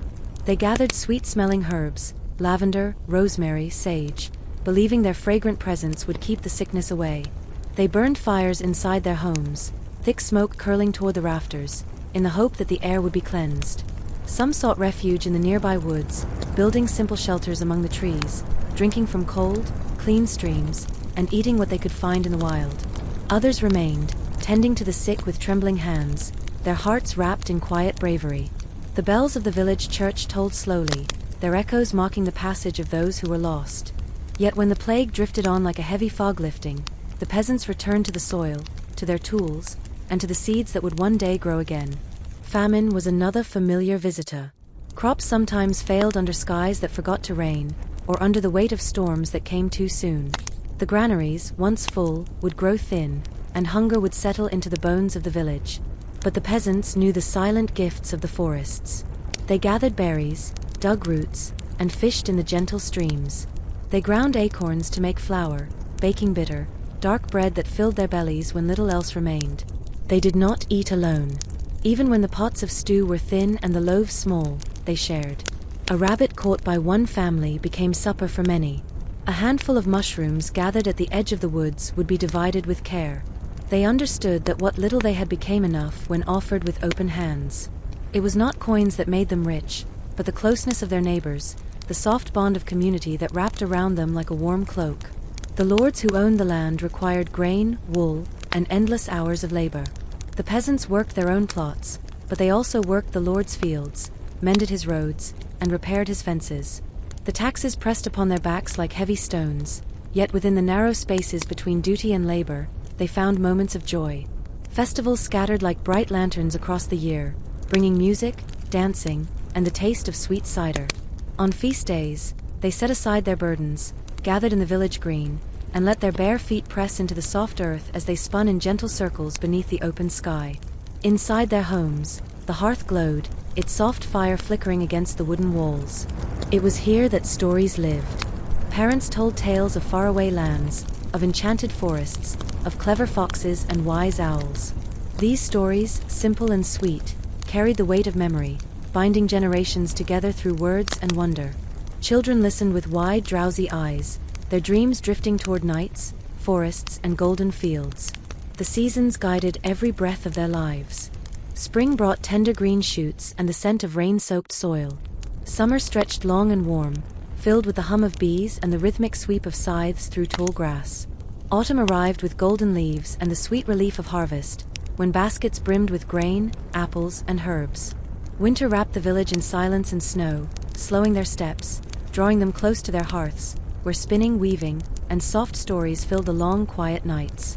At the heart of their village stood the church, its stone walls cool and steady, its bells gently marking the hours. Faith wove itself through their days like the careful stitching in a woolen cloak. They believed in saints who watched over them, in the gentle care of the Virgin Mary, and in the quiet hope that their toils would be seen and their hearts would be held. On holy days, they gathered in their finest cloaks, their voices rising softly in prayer, their candles flickering like stars in the dark rafters. Even in the coldest seasons, when hunger and sickness pressed upon them, they did not turn away from life. They spun wool with patient hands, carved wooden tools with careful fingers, and taught their children the soft knowledge of planting seeds, of gathering herbs, of healing with the gifts of the forest. They passed on not just their skills, but their quiet wisdom, the belief that life, though heavy at times, always offered new mornings. As the years passed, the world shifted gently around them. The great plagues had thinned the villages, and the lords, once so powerful, began to loosen their grip. Labor became precious, and some peasants found they could ask for more freedom, more fairness, more voice. Some traveled to the towns, where markets bustled and coins passed from hand to hand. Others chose to remain, tending the familiar soil, walking the same worn paths their ancestors had followed. The peasants, through quiet patience, had slowly changed the world. Not with swords, but with steady hands, with shared bread, with the soft teaching of their children. Their story, like the rivers that wound through their fields, had shaped the land in small, lasting ways. And now, as the village settles into the hush of night, the fires burn low, the fields rest beneath the gentle gaze of the moon, and the soft breeze carries the sweet scent of hay and wood smoke. The cottages stand still, their wooden beams creaking softly, their families wrapped in woolen blankets, their breathing slow and steady. Let this story rest with you now, soft as the snow upon the thatched roofs, gentle as the mist that curls around the morning fences. Imagine the faint rustle of straw, the soft crackle of the hearth, the peaceful rhythm of footsteps fading into quiet paths. The peasants rest. The village rests. The fields rest. And now so do you. Sleep now calmly, within the quiet rhythm of their story. Story 12.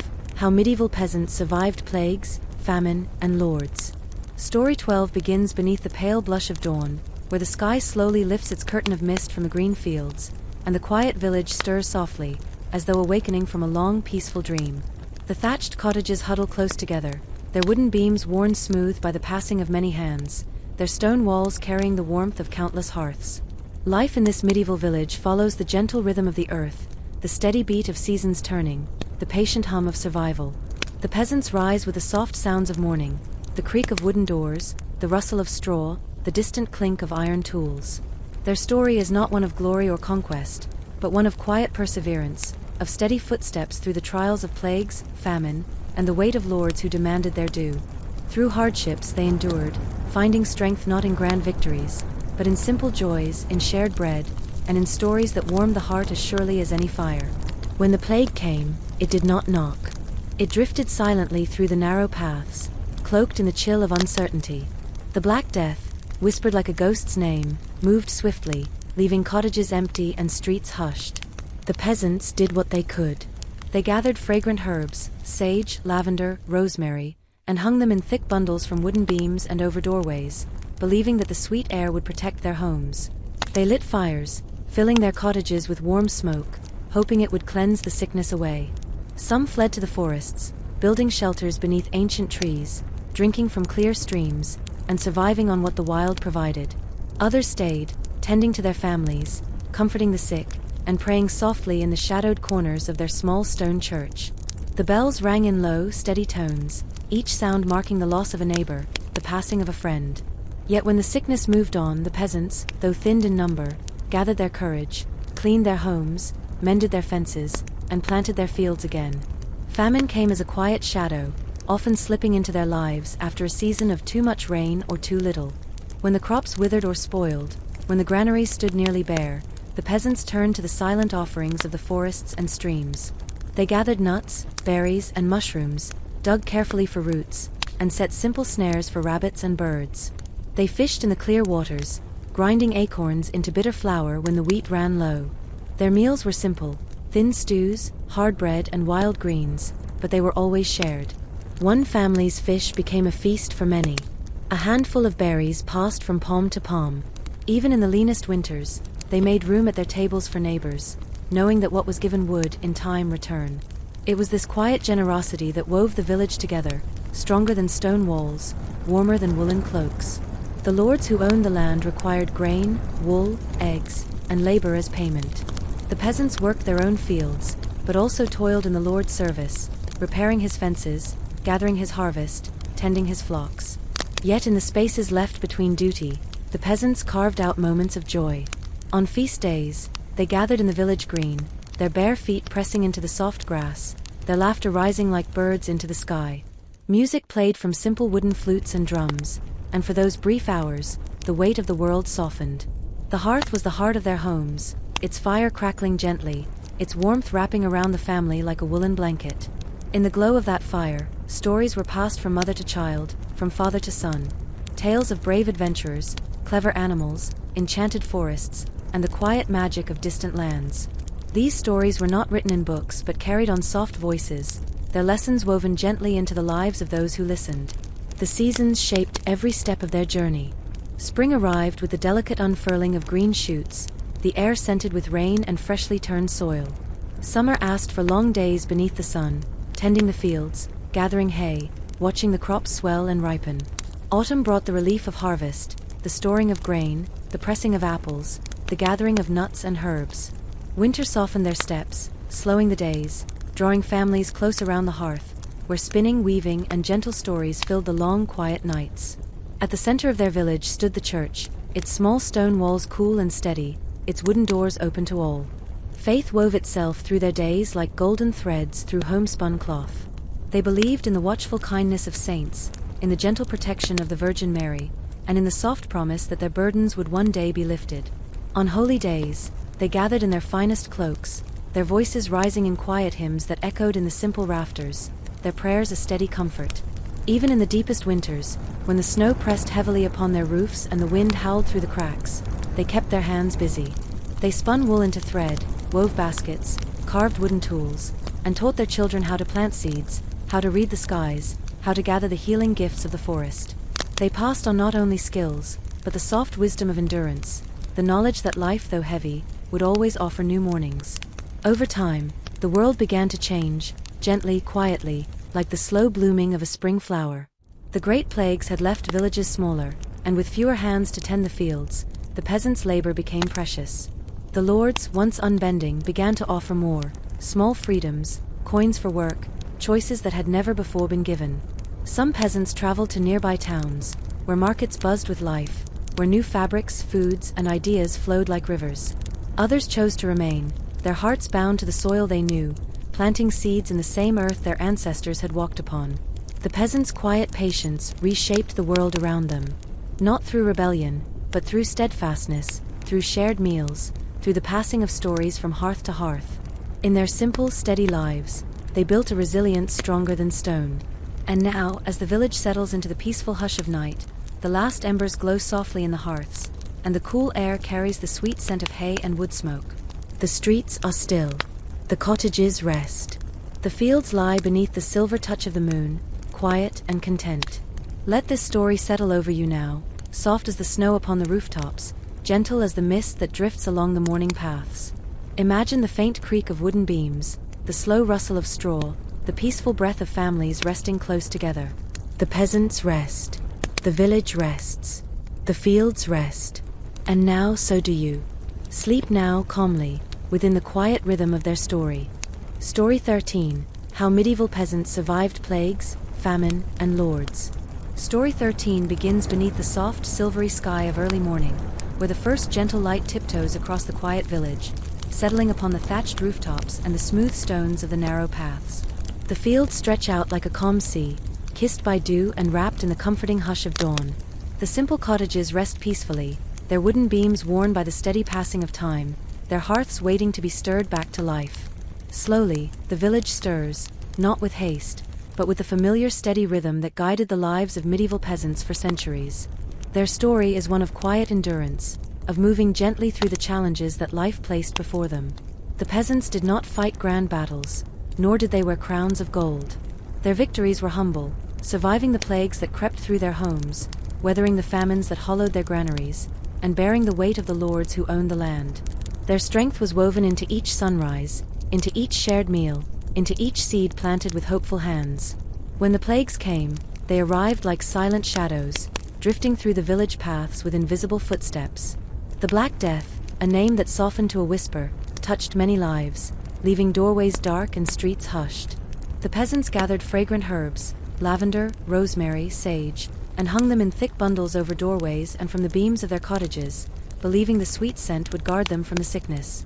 Fires burned low in their homes, filling the air with warm, curling smoke, a quiet shield against the unknown.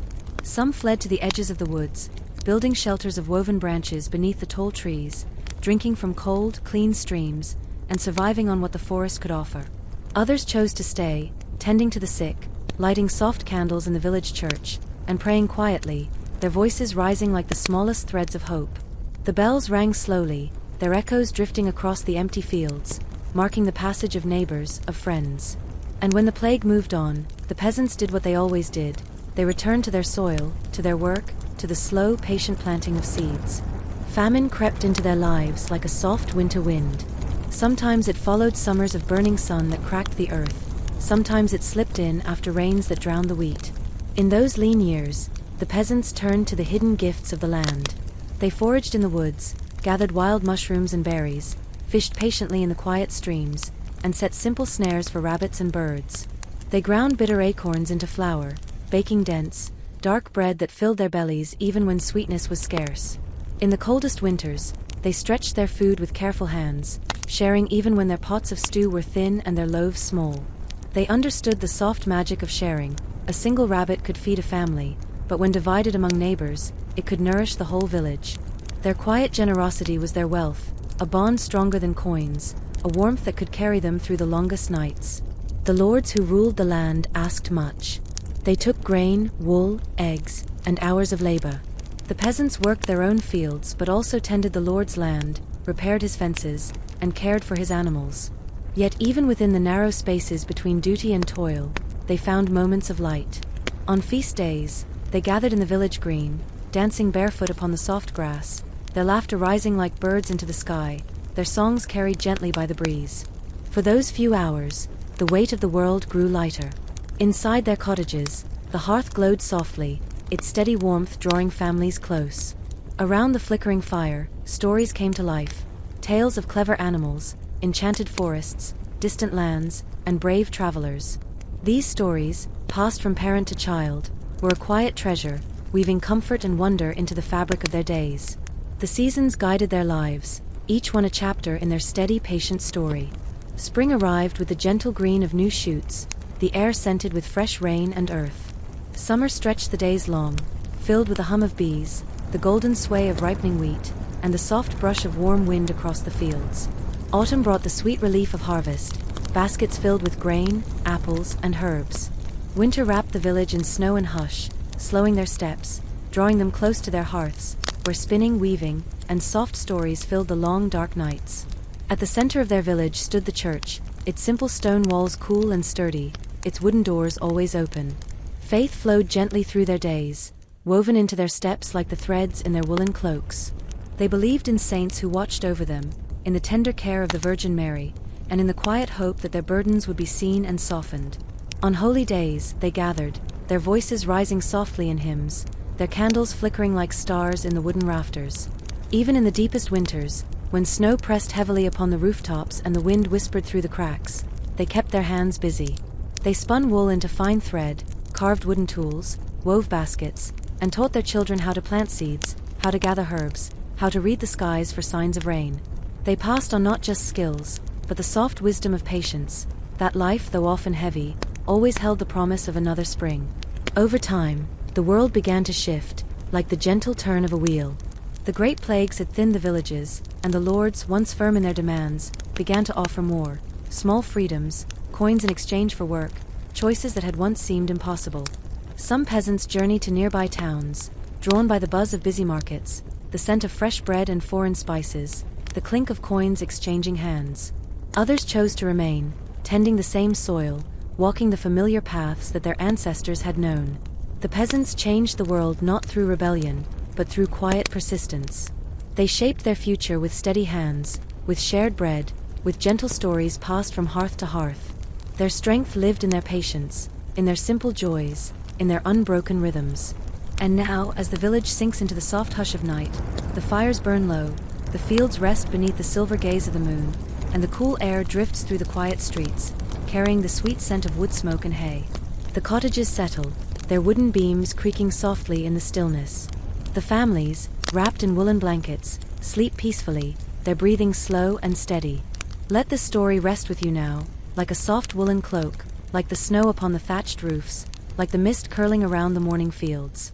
Imagine the gentle crackle of the hearth, the faint rustle of straw, the peaceful rhythm of footsteps fading along quiet paths. The peasants rest. The village rests. The fields rest. And now so do you. Sleep now calmly, within the quiet rhythm of their story. Story 14. How medieval peasants survived plagues, famine, and lords. Story 14 begins in the soft hush of a medieval morning, when the first delicate light brushes the village rooftops and the earth still glistens with the gentle dew of night.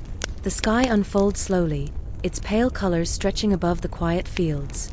The small village, wrapped in thatch and stone, begins to stir with familiar, unhurried steps. The air carries the faint, sweet scent of wood smoke, and the soft murmur of footsteps begins to echo along the well-worn paths. Life for the medieval peasants is steady and circular, tied to the rhythm of seasons, to the pulse of the land beneath their feet. Their days are not written in grand histories, but they are woven into the fabric of time with quiet endurance. They survived not through swords or riches, but through small acts of patience, through shared bowls of soup, through the stories they passed from fire to fire. When the plagues came, they arrived like a silent wind, invisible but deeply felt. The Black Death crept through the narrow village streets, entering homes without warning, leaving quiet behind. The peasants, uncertain and afraid, gathered sweet-smelling herbs, lavender, thyme, rosemary, and hung them in thick bundles from their doors and rafters, believing the fragrant air would shield them from the sickness. Fires burned in every home, filling the rooms with curling smoke, which they hoped would drive the sickness away. Some fled to the edges of the forests, building simple shelters beneath ancient trees, drinking from clean streams, and surviving on the gentle gifts of the wild. Others remained, tending to the sick, lighting soft candles in the village church, and whispering prayers into the cold air. The church bells tolled slowly, their echoes carrying across the silent fields. Yet when the sickness passed, the peasants, though weary, turned again to their tools and their seeds. They swept their homes clean, repaired the fences, and coaxed life from the soil once more. Their patience, like the steady rhythm of the river, carried them forward. Famine too visited them, sometimes following long summers where the sun cracked the earth, sometimes chasing rains that soaked the fields and ruined the harvest. When the granaries thinned and the bread became harder, the peasants turned to the hidden offerings of the forests. They gathered berries, dug roots, fished in the cool streams, and set snares for rabbits and birds. They ground acorns into flour, baking dark, heavy bread that filled their bellies even when sweetness was scarce. They shared whatever they could, a rabbit, a handful of mushrooms, a pot of thin stew. In these quiet acts of giving, they built a bond stronger than stone walls. Even in the harshest winters, they made space for one another, knowing that a shared meal was a shared hope. The lords who claimed the land demanded much. They asked for grain, wool, eggs, and hours of hard labor. The peasants worked their own small plots but also tilled the lord's fields, mended his fences, and repaired his roads. Yet within the narrow spaces left between toil, the peasants carved out moments of joy. On feast days, they gathered in the village green, their bare feet pressing into the soft earth, their laughter rising like birds into the sky. They danced in circles, their simple music, drums, flutes, and clapping hands, filling the air with lightness. These moments, though brief, were precious, and the peasants carried their warmth through the colder, heavier days. The hearth was the center of their world, its glow steady and soft, its warmth cradling the stories passed from parent to child. Around the fire, tales unfolded, of clever animals, enchanted forests, wise travelers, and distant lands touched by quiet magic. These stories were not written in books but carried in soft voices, woven gently into the hearts of the children who listened. The seasons guided the peasants like a careful hand. Spring brought the tender green of new shoots, the sweet scent of rain on freshly tilled soil, and the return of long, light-filled days. Summer asked for long hours in the sun, tending fields, gathering hay, watching the wheat turn golden beneath the sky. Autumn arrived with the rustle of dry leaves, the scent of ripe apples, the sweet relief of the harvest gathered safely in baskets. Winter slowed their steps, wrapping the village in snow and silence, drawing families close to the hearth, where spinning, weaving, and the soft rhythm of stories filled the quiet nights. At the center of the village, the church stood, its stone walls steady, its doors always open. Faith wove itself into their days like fine thread through rough cloth. They believed in saints who watched over them, in the tender care of the Virgin Mary, and in the gentle promise that their hardships would one day soften. On holy days, they gathered together, their voices rising softly in prayer, their candles flickering like stars against the wooden beams. Even in the deepest winters, when the snow piled high and hunger crept into their homes, they did not falter. They spun wool into thread, wove baskets from reeds, carved simple tools from wood, and taught their children the quiet knowledge of planting, gathering, and reading the sky. They passed down not just skills, but the quiet wisdom that life, though often heavy, would always offer a new spring. As time moved gently forward, the world began to shift. The great plagues had thinned the villages, and the lords, finding fewer hands to work their fields, began to loosen their grip. Slowly, like frost melting beneath a spring sun, change crept into their lives. Some peasants began to earn coins for their labor. Some journeyed to nearby towns, drawn by the hum of markets, the scent of fresh bread, the soft clinking of coins. Others chose to remain, their hearts bound to the soil they knew, to the paths their ancestors had walked. The peasants shaped their world not through rebellion but through quiet persistence, through shared bread, through the passing of stories around the fire. Their strength lived in their patience, in their simple joys, in their ability to keep moving forward, even when the days were long and the nights were cold. And now, as the village settles into the deep, peaceful hush of night, the fires burn low, the fields rest beneath the silver gaze of the moon, and the cool air drifts through the still streets, carrying the sweet scent of hay and wood smoke. The cottages breathe quietly, their wooden beams creaking softly as the night settles around them. The families, wrapped in thick woolen blankets, rest in the gentle rhythm of sleep, their breathing calm and steady. Let this story settle over you now, soft as snow upon the rooftops, gentle as mist curling through the morning fields. Imagine the quiet crackle of the hearth, the faint rustle of straw, the peaceful rhythm of footsteps fading along the well-worn paths. The peasants rest. The village rests. The fields rest. And now so do you. Sleep now calmly, within the quiet rhythm of their story. Story 15. How Medieval Peasants Survived Plagues, Famine, and Lords. Story 15 begins in the quiet breath of dawn, where the sky gently unfolds, casting pale ribbons of light over the sleepy village. The air is crisp and sweet, filled with the faint scent of damp earth and distant wood smoke. The simple cottages, their thatched roofs glistening with the morning dew, stand like guardians of memory, each one holding generations of quiet lives. Along the well-worn paths, there is a stillness that wraps the village like a soft blanket. Life here moves slowly, not by the ticking of clocks, but by the steady turning of the seasons, by the rise and fall of the sun. The peasants begin their day as they always have, lifting tools with patient hands, tending their animals, and gathering near the hearth where the gentle warmth promises comfort. Their story is not grand, but it is woven from threads of resilience, small joys, and the deep, enduring rhythm of survival. When the plague arrived, it came not with noise but with silence, creeping through the village like an unseen mist. The Black Death passed from home to home, its name whispered with trembling voices. The peasants, with their humble wisdom, turned to the old remedies. They gathered bundles of lavender, rosemary, and sage, hanging them over doorways and rafters to sweeten the air, believing the fragrant herbs would protect them from the sickness. Fires burned day and night within their homes, filling the air with thick, curling smoke, their soft glow bringing comfort to weary hearts. Some villagers sought refuge beyond the fields, building small shelters among the ancient trees, where the fresh breeze carried hope. Others remained, tending to the sick, holding trembling hands, and offering quiet prayers beneath the cool stone arches of the village church. The church bells rang slowly, marking the passing of friends, neighbors, and loved ones. Yet, when the sickness loosened its grip and drifted away like a retreating storm, the peasants turned once more to their familiar work. They swept their cottages clean, mended the fences, and gently coaxed life from the soil again. It was not heroism that moved them forward, but a quiet, steady resilience that lived deep within their hearts. Famine, too, was a familiar shadow. Some years, the rains did not come. In others, the storms arrived too soon, washing away the tender crops. When granaries thinned and the bread grew hard, the peasants turned to the woods and streams, gathering what the wild could offer. They picked berries from thorny bushes, dug roots from the cool earth, and set careful snares for rabbits and birds. They ground acorns into dark flour, baking simple bread that filled their bellies when nothing else remained. Meals were humble, thin stews, bitter loaves, handfuls of wild greens, but they were shared. A fish caught by one became supper for many. A rabbit snared at the forest's edge was divided among neighbors. Even in the leanest winters, they made space at their small tables, knowing that a shared meal was a shared survival. Their wealth was not in coins or grain, but in the quiet generosity that flowed between them, a steady river of kindness that never ran dry. The lords who owned the land asked much.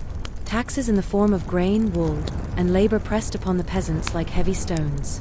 They toiled not only in their own fields but also in the Lord's lands, repairing his roads, mending his walls, and tending his animals.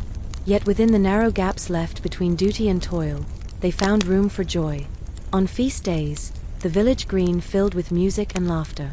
Simple wooden flutes, drums, and the clapping of hands made melodies that drifted into the sky. They danced with bare feet upon the soft grass, spun in gentle circles, and for a time, the burdens of life grew light.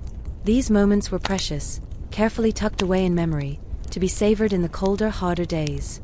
The hearth was the center of their home, its warm glow a gathering place where stories bloomed. By the fire's gentle crackle, tales of enchanted forests, clever foxes, and wise travelers were shared. These stories, though simple, were threads that bound generations together, woven softly into the fabric of life.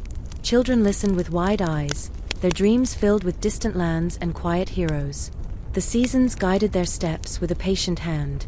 Spring arrived with the soft green of new life, the air heavy with the scent of fresh rain and tilled soil.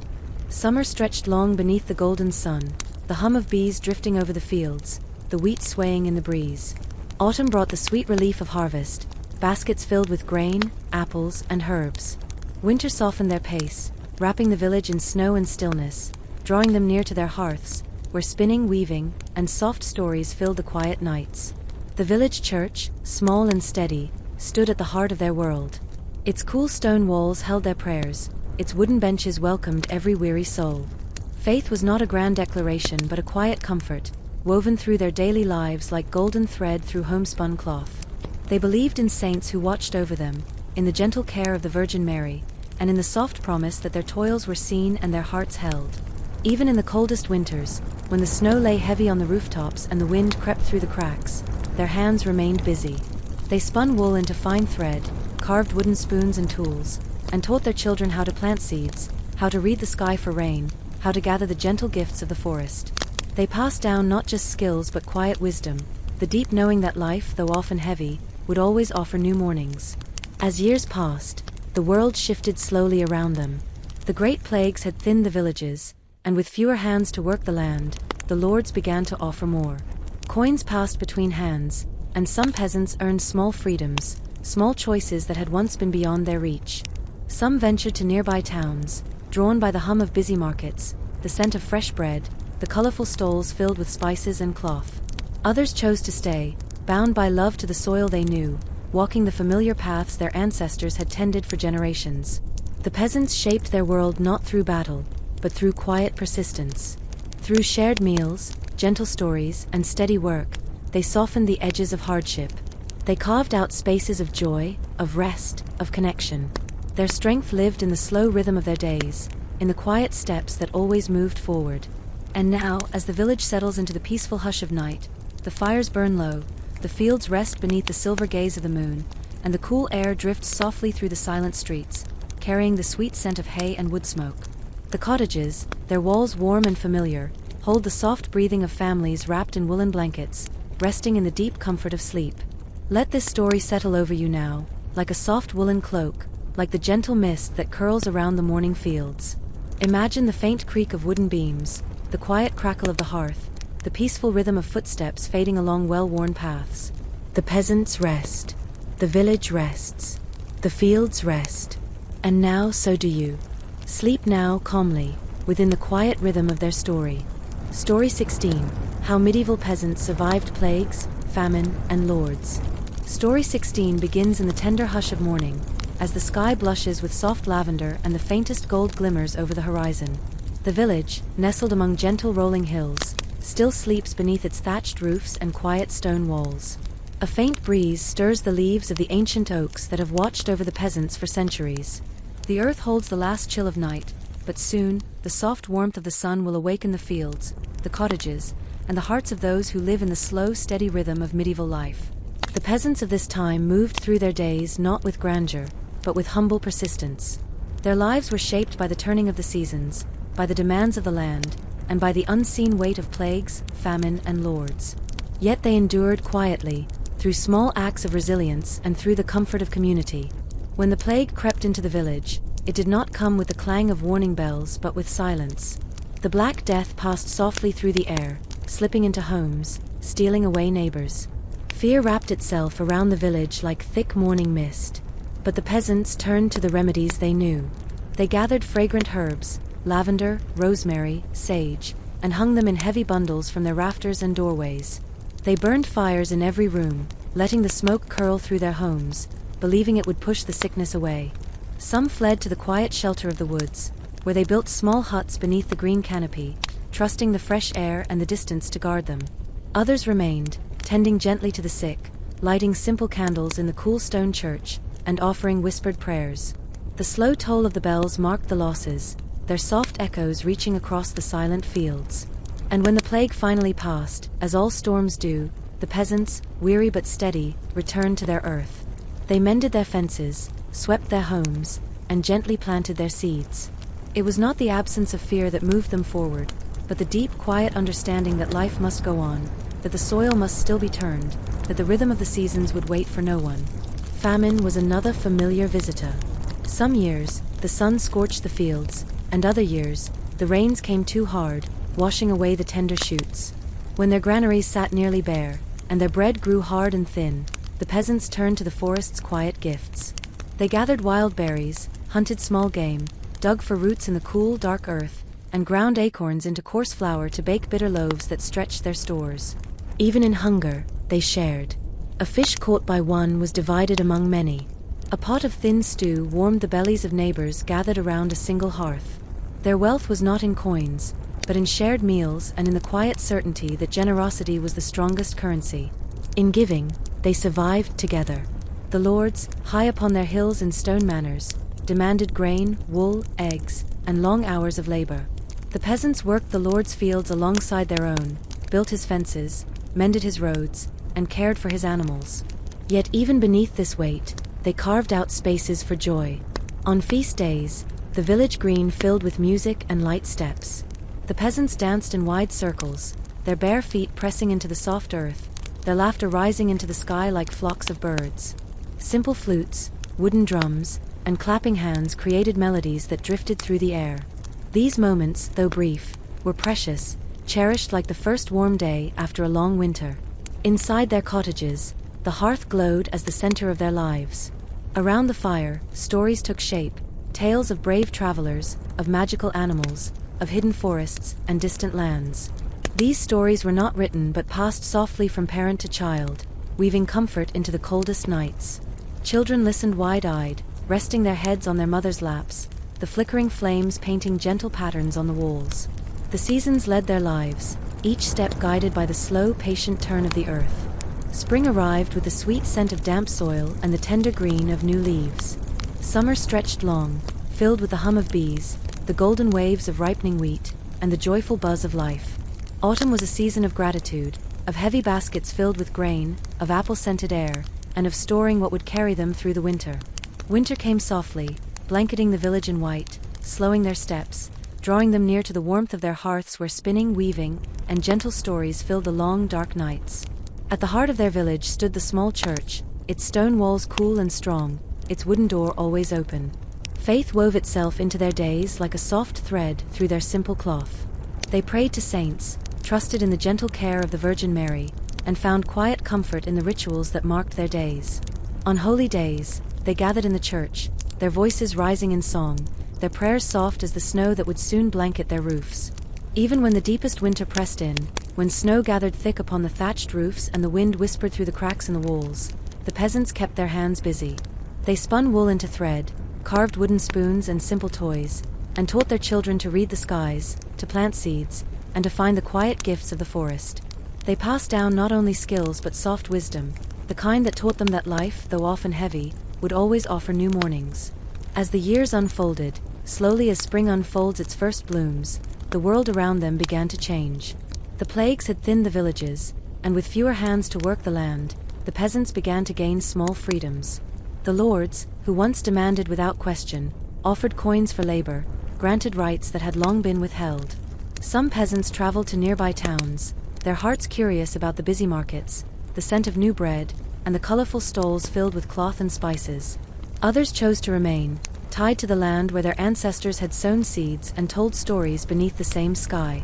The peasants changed the world not through grand rebellion, but through their quiet persistence.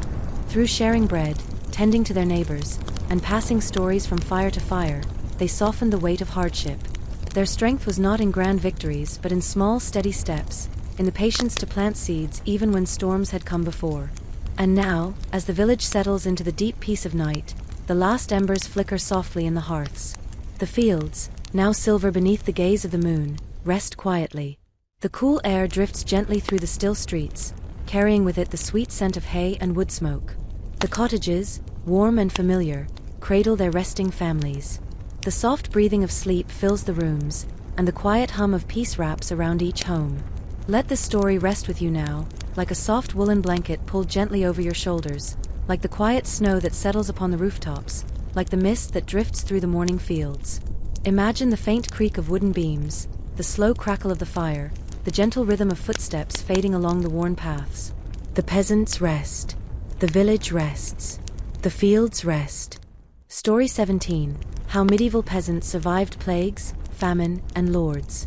Story 17 begins in the tender softness of a medieval dawn, where the first pale threads of morning gently stretch across the sky, brushing the rooftops of the village with a cool silver light. The thatched cottages rest in patient silence, their walls holding the quiet of centuries. The dew settles thick on the grass, and a fine mist hovers over the nearby fields, cradling the village in a peaceful embrace. It is the beginning of another day, where life stirs slowly, and the rhythm of the peasants' world begins once again. The lives of medieval peasants were marked by hardships, yet they moved through these trials with quiet strength, grounded in the familiar patterns of their days. Their survival was not loud or swift, but steady and enduring, built upon patience, upon sharing, and upon the unspoken understanding that the weight of life was always lighter when carried together. When the plague crept into their lives, it arrived silently, weaving its way along the dusty village paths, touching doors, and slipping into cottages without sound. The Black Death whispered its presence with fevers and trembling hands, leaving fields untended and streets hushed. But even as fear pressed against their walls, the peasants found ways to comfort themselves. They gathered fragrant herbs, lavender, mint, and rosemary, and hung them in thick bundles above their doors, believing the sweet scents would ward off the sickness. Fires burned day and night, the curling smoke filling their homes and bringing with it the quiet belief that the warm air would protect them. Some left, retreating to the edge of the forests, building simple shelters beneath the sheltering trees, trusting in the clean air and the quiet company of nature. Others stayed, nursing the sick, lighting soft candles in the village church, and whispering prayers that rose like faint tendrils of hope. The bells of the church tolled slowly, their soft notes drifting over the empty fields. And when the plague passed, as it always did in time, the peasants, though worn and weary, returned to their daily rhythms. They brushed the dust from their doorsteps, mended the fences, and began again the careful planting of seeds. Their strength was not in their armor or their weapons, but in their ability to rise after each storm, to hold on gently to the life that remained. Famine was another visitor, quiet but sharp, arriving after dry summers or drowning rains. The harvest sometimes failed, the grain stores ran low, and the bread grew thin and bitter. In these times, the peasants turned to the hidden gifts of the land. They foraged among the brambles for berries, dug carefully for roots, and set their snares for rabbits in the still morning hours. When flour was scarce, they ground acorns into coarse meal, baking dark, heavy loaves that filled their bellies even when the sweetness of honey was gone. Their meals were simple, thin stews, dried herbs, small fish from the quiet streams, but they were shared. A single rabbit, caught at the edge of the woods, was enough to bring the village together around a fire, each person receiving a piece, each heart warmed by the gathering. Their greatest wealth was not stored in chests or counted in coins. It was found in the gentle offerings of their daily lives, the last piece of bread given to a neighbor, the shared warmth of a fire, the soft comfort of a story told at the end of a long day. The lords who ruled the land asked much. Taxes came in the form of grain, wool, eggs, and days spent laboring on the lords' fields. The peasants tended not only their own small plots but also the lands of their lords, repairing roads, mending fences, and caring for livestock. Yet even within this hard bargain, the peasants carved out moments for themselves. On feast days, the village green came alive with laughter and music. The peasants danced with bare feet upon the soft grass, spinning in wide, joyful circles beneath the open sky. Simple melodies from wooden flutes and hand-played drums filled the air, lifting their spirits. For a day, they could set aside their burdens and simply be together, their laughter rising like songbirds into the clear sky. Their homes were modest, but their hearths glowed warmly. The fire was not just for cooking, it was the heart of their home, a place where stories came alive. Around the fire, families gathered close, sharing tales of clever animals, distant kingdoms, enchanted forests, and brave travelers. These stories were not written in books but lived in memory, passed gently from parent to child, stitching generations together in a comforting thread of words. The seasons shaped their lives with a quiet hand. Spring came softly, the earth warming, tender shoots pushing up through the soil, the air thick with the scent of rain. Summer stretched wide beneath the golden sun, the fields humming with bees, the wheat bowing beneath the weight of ripening grain. Autumn was a season of gathering, baskets filled with apples and grain, the soft scent of harvest drifting through the village. Winter slowed their steps, wrapping the village in snow and silence, bringing them closer to their hearths, where the spinning of wool and the telling of stories filled the long, dark nights. At the center of the village stood the small church, its stone walls cool and steady, its wooden doors always open. Faith was woven gently into their days. They prayed to saints, to the Virgin Mary, to the soft promise of comfort beyond this life.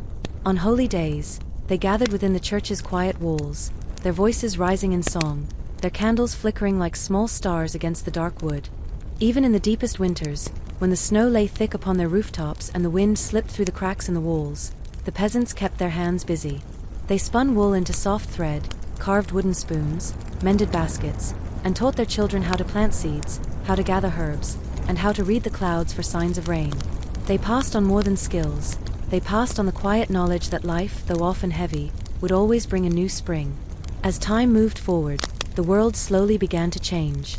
The great plagues had emptied many villages, and with fewer hands to tend the fields, the lords began to offer more freedoms. Some peasants now earned coins for their work. Some ventured to nearby towns, curious about the hum of busy markets, the scent of fresh bread, and the colorful stalls lined with cloth and spices. Others stayed, their hearts tied to the land where their ancestors had walked. The peasants changed their world not through grand battles, but through steady, quiet persistence. Through shared bread, patient work, and the stories told in soft voices by the fire, they softened the sharp edges of hardship. Their strength was in their endurance, in their quiet steps that never ceased, in their ability to keep moving forward, even when the road was long.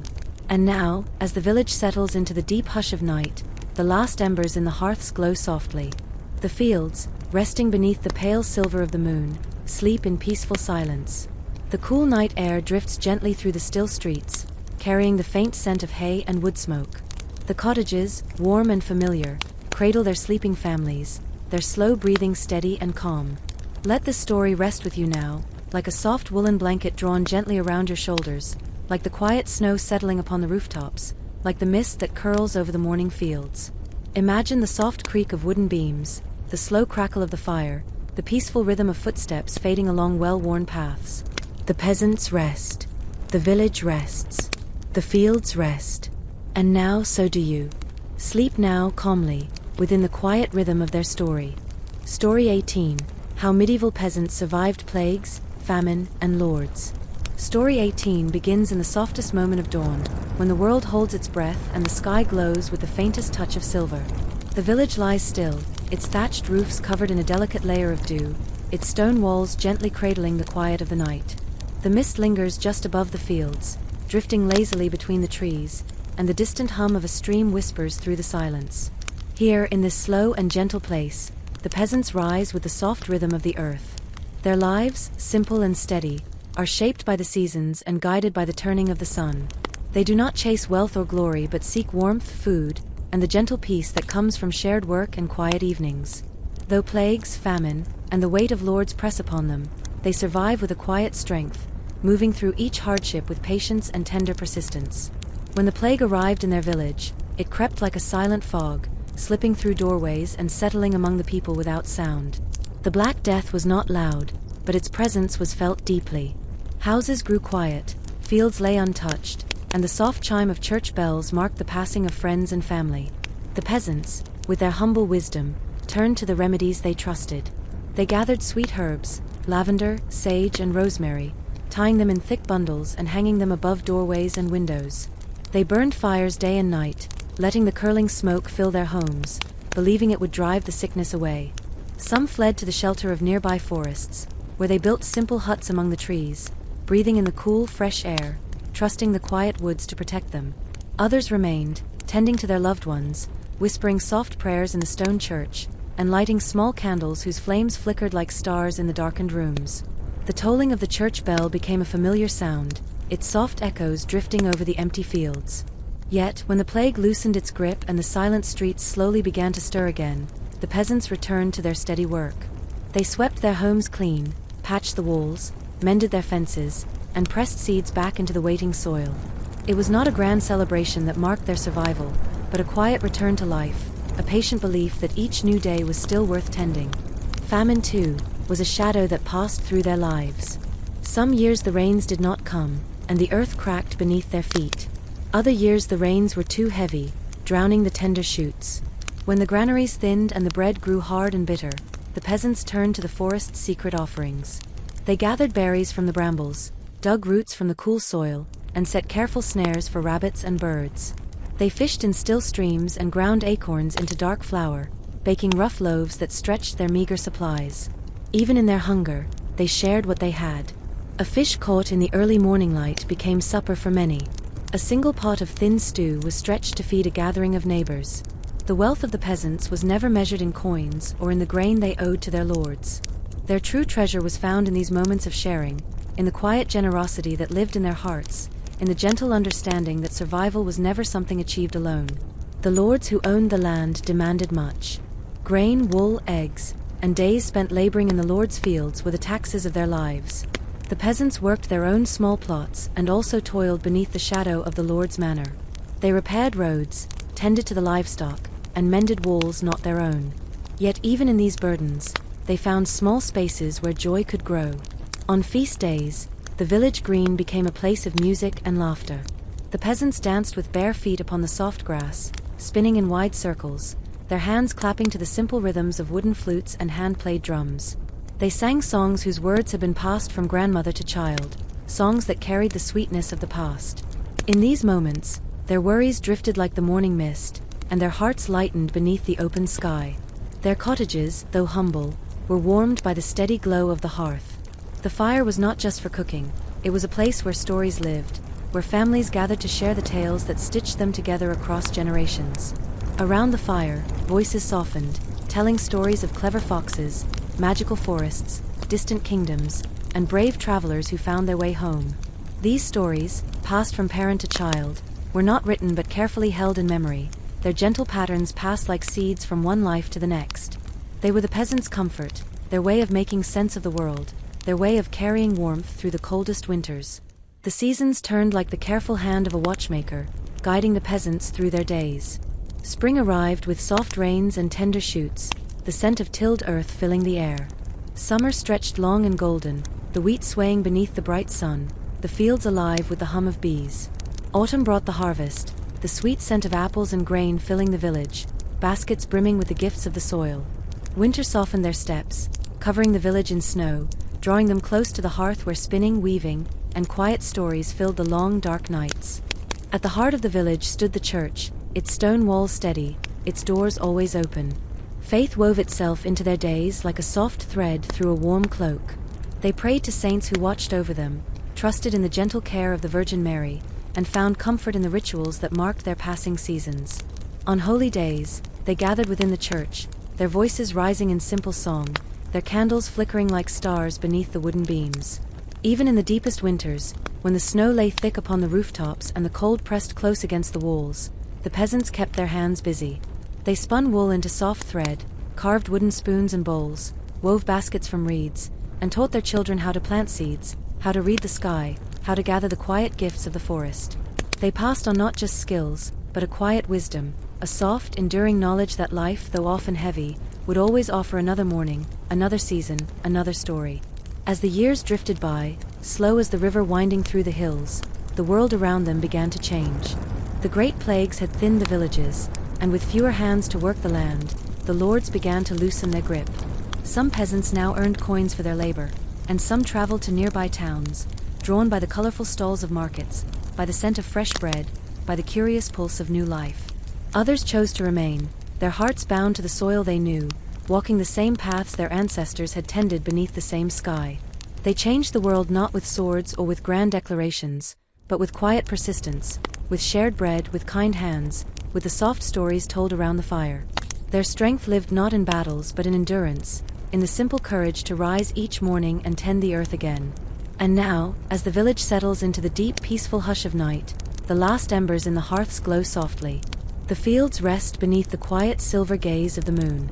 The cool night air drifts gently through the still streets, carrying the sweet scent of hay and wood smoke. The cottages, warm and familiar, cradle their resting families, the soft breathing of sleep filling the rooms. Let this story rest with you now, like a soft woolen blanket drawn gently around your shoulders, like the quiet snow settling upon the rooftops, like the morning mist curling above the fields. The peasants rest. The village rests. The fields rest. And now so do you. Sleep now calmly, within the quiet rhythm of their story. Story 19. How Medieval Peasants Survived Plagues, Famine, and Lords.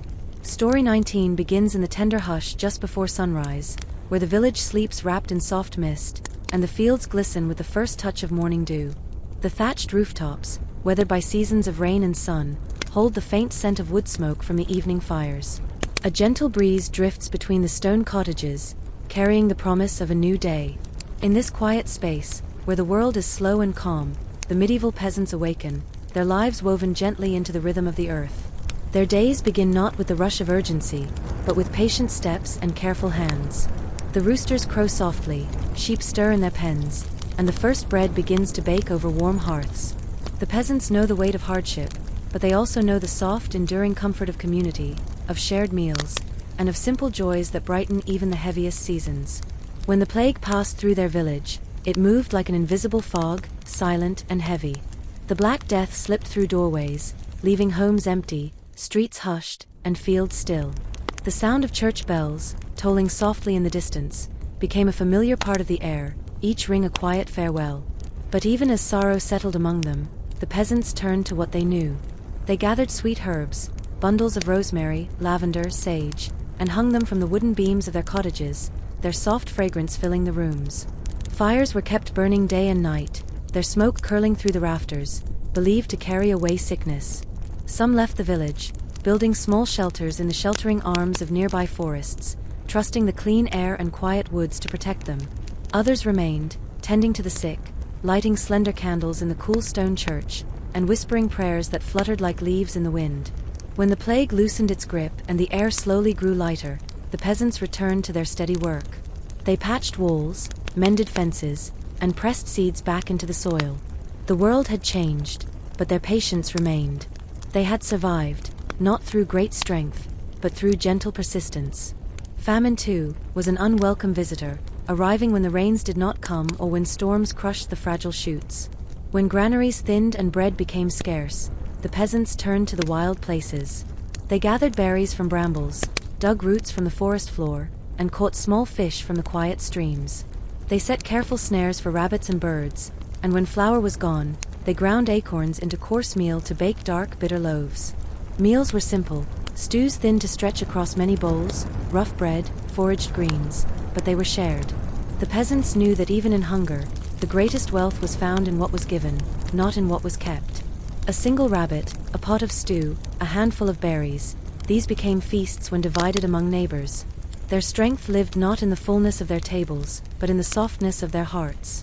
The lords who ruled over the land demanded much, taxes in grain, wool, eggs, and days of labor in the lord's fields. The peasants worked from sunrise to dusk, not only tending their own small plots, but also toiling on lands that would never be their own. They repaired roads, gathered firewood for the manor, and cared for livestock belonging to their lords.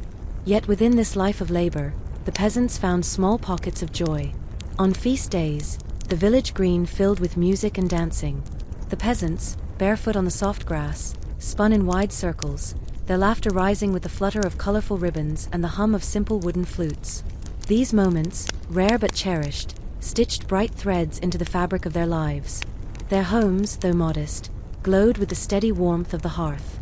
The fire was the heart of the cottage, not only for baking and boiling, but for gathering and storytelling. Around the flickering flames, families shared tales of clever foxes, wandering nights, enchanted forests, and distant lands. These stories, passed gently from one generation to the next, lived in the soft voices of the old and in the wide-eyed wonder of the young. The seasons, each with their own quiet song, guided the peasants' steps.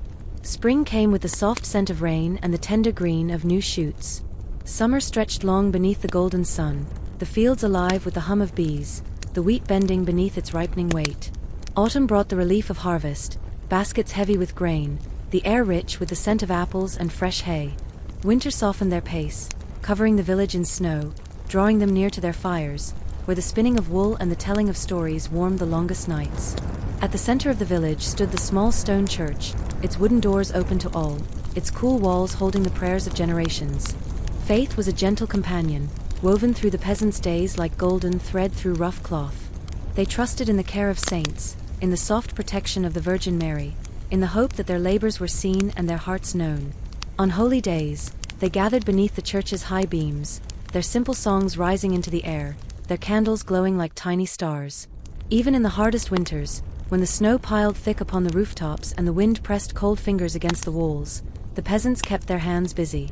They spun wool into fine thread, carved wooden spoons and toys, wove baskets from reeds, and taught their children how to tend the earth, how to gather from the forest, how to read the skies for rain.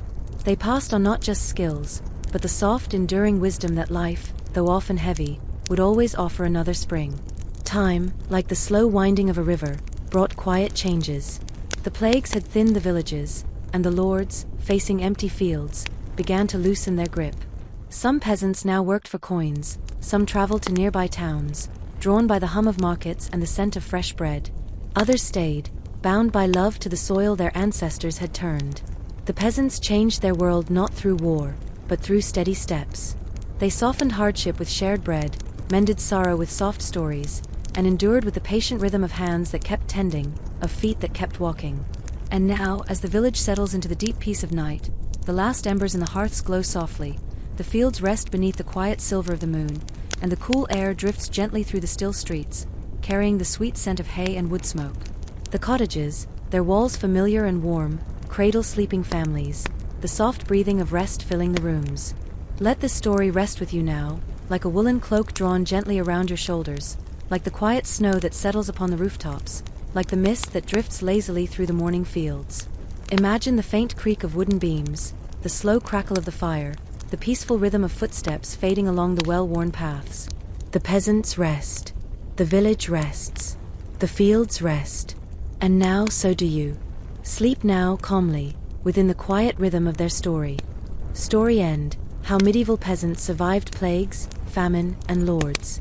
And so the story comes to its gentle end, as the final embers in the hearth fade to soft whispers of light, and the village settles into the still embrace of night. The fields lie quiet beneath the silver hush of the moon, the narrow streets are wrapped in tender silence, and the cottages, warm and familiar, cradle the dreams of those who have worked, who have shared, and who have simply endured. The story of the medieval peasants is not one of grand battles or golden thrones, but of soft, patient survival. It is a story of waking with the sun, of tending the soil with steady hands, of facing the slow weight of plagues and hunger, and of living not alone but together. They survived not because they were mighty, but because they were kind. Because when the world grew heavy, they leaned into each other, sharing what little they had, passing stories from hearth to hearth, and finding strength in the soft threads of community. The tale drifts back gently now to where it all began, in the small village where the roosters crowed at dawn, where the scent of fresh bread mingled with the morning mist, and where life moved with the rhythm of the seasons. When the plague crept in, silent and unseen, the village did not crumble. It held itself steady, wrapped in the scent of burning herbs, of lavender and rosemary hung in bundles to guard against the sickness. Fires glowed in every home, the smoke curling softly toward the sky, carrying with it the quiet prayers of the peasants who whispered to their saints and to the Virgin Mary, asking not for riches, but for one more morning. Some fled to the quiet shelter of the forests, building simple huts beneath the green canopy, breathing in the sweet air, trusting the woods to keep them safe. Others remained, tending gently to the sick, lighting candles in the cool stone church, their soft glow flickering like stars in the dark. The bells tolled slowly, their echoes drifting over the fields, marking loss, marking time, but never marking the end. And when the plague passed, as all storms eventually do, the peasants returned to their fields. Their hands, though weary, tilled the soil again, planted the seeds again, swept the dust from their doorsteps, and began quietly again. Famine came, as it always did, in the years when the rains forgot to fall or when the storms beat the fields into silence. Bread grew thin, the granaries grew bare, but the peasants knew how to search for life's hidden gifts. They foraged for berries among the brambles, fished in the cool streams, ground acorns into bitter flour to make rough, heavy loaves that filled the belly even when sweetness was gone. When one caught a rabbit, the village shared the feast. When one brewed a thin stew, many gathered to eat. Their strength was not in what they hoarded, but in what they gave. Hunger, too, was carried together, its weight softened by kind hands and soft hearts. The lords upon their distant hills demanded much: grain, wool, eggs, and long days of labor. The peasants worked their own small plots and the lords' fields as well, mending fences, gathering firewood, and tending animals that were not their own. Yet even beneath this burden, they carved out quiet joys. On feast days, they gathered on the village green, where the grass was soft beneath their bare feet. They danced in wide, laughing circles, spun by simple music from wooden flutes and hand-beaten drums. These moments, small and fleeting, glowed like fireflies in the long dusk of their labor. Their homes were simple, but their hearths burned warmly. Around the fires, stories blossomed. Tales of wandering travelers, of clever foxes, of enchanted forests, and of distant lands passed from voice to voice, from mother to daughter, from grandfather to child. These stories were never written, but they lived in the soft spaces between words, in the gentle comfort of familiar voices. The seasons shaped their lives with quiet certainty. Spring arrived with the scent of wet earth and the tender push of new shoots. Summer stretched golden and long, the wheat bending beneath the weight of the sun. Autumn brought the harvest, the sweet perfume of apples filling the cool air, baskets heavy with grain. Winter settled gently, softening their steps, drawing them close to their fires, where spinning wool and mending tools filled the long nights. The little stone church at the village's heart stood always with its doors open. Faith wrapped around them like a woolen cloak, not in loud declarations, but in the soft rituals of their days. They prayed to saints, sang simple songs beneath the wooden beams, and lit candles whose flames flickered like quiet hopes against the dark. Even when the coldest winters pressed in, when snow rested thick upon the rooftops and the wind whispered through the cracks, the peasants did not stop. They carved wooden spoons and toys, spun thread from wool, taught their children to tend the soil, to gather from the forest, to watch the skies for signs of rain. They passed down not just skills, but a soft and steady wisdom, the knowledge that life, though often heavy, always brought another spring. As the years turned, slowly as the river winds through the hills, the world around them began to shift. The great plagues had thinned the villages, and the lords, now with fewer hands to command, began to loosen their hold. Some peasants earned coins, some traveled to nearby towns, drawn by the hum of markets and the scent of new bread. Others remained, their hearts tied to the earth beneath their feet, walking paths their ancestors had carved. The peasants shaped their world not with swords, but with quiet endurance. They softened sorrow with shared bread, they brightened dark winters with stories, and they moved forward not with haste, but with steady steps, with hands that kept working, with hearts that kept giving. And so the story settles here in the peaceful hush of night, where the last glow of the hearth fades into embers, where the fields rest beneath the silver gaze of the moon, and where the village sleeps, wrapped in the soft embrace of time.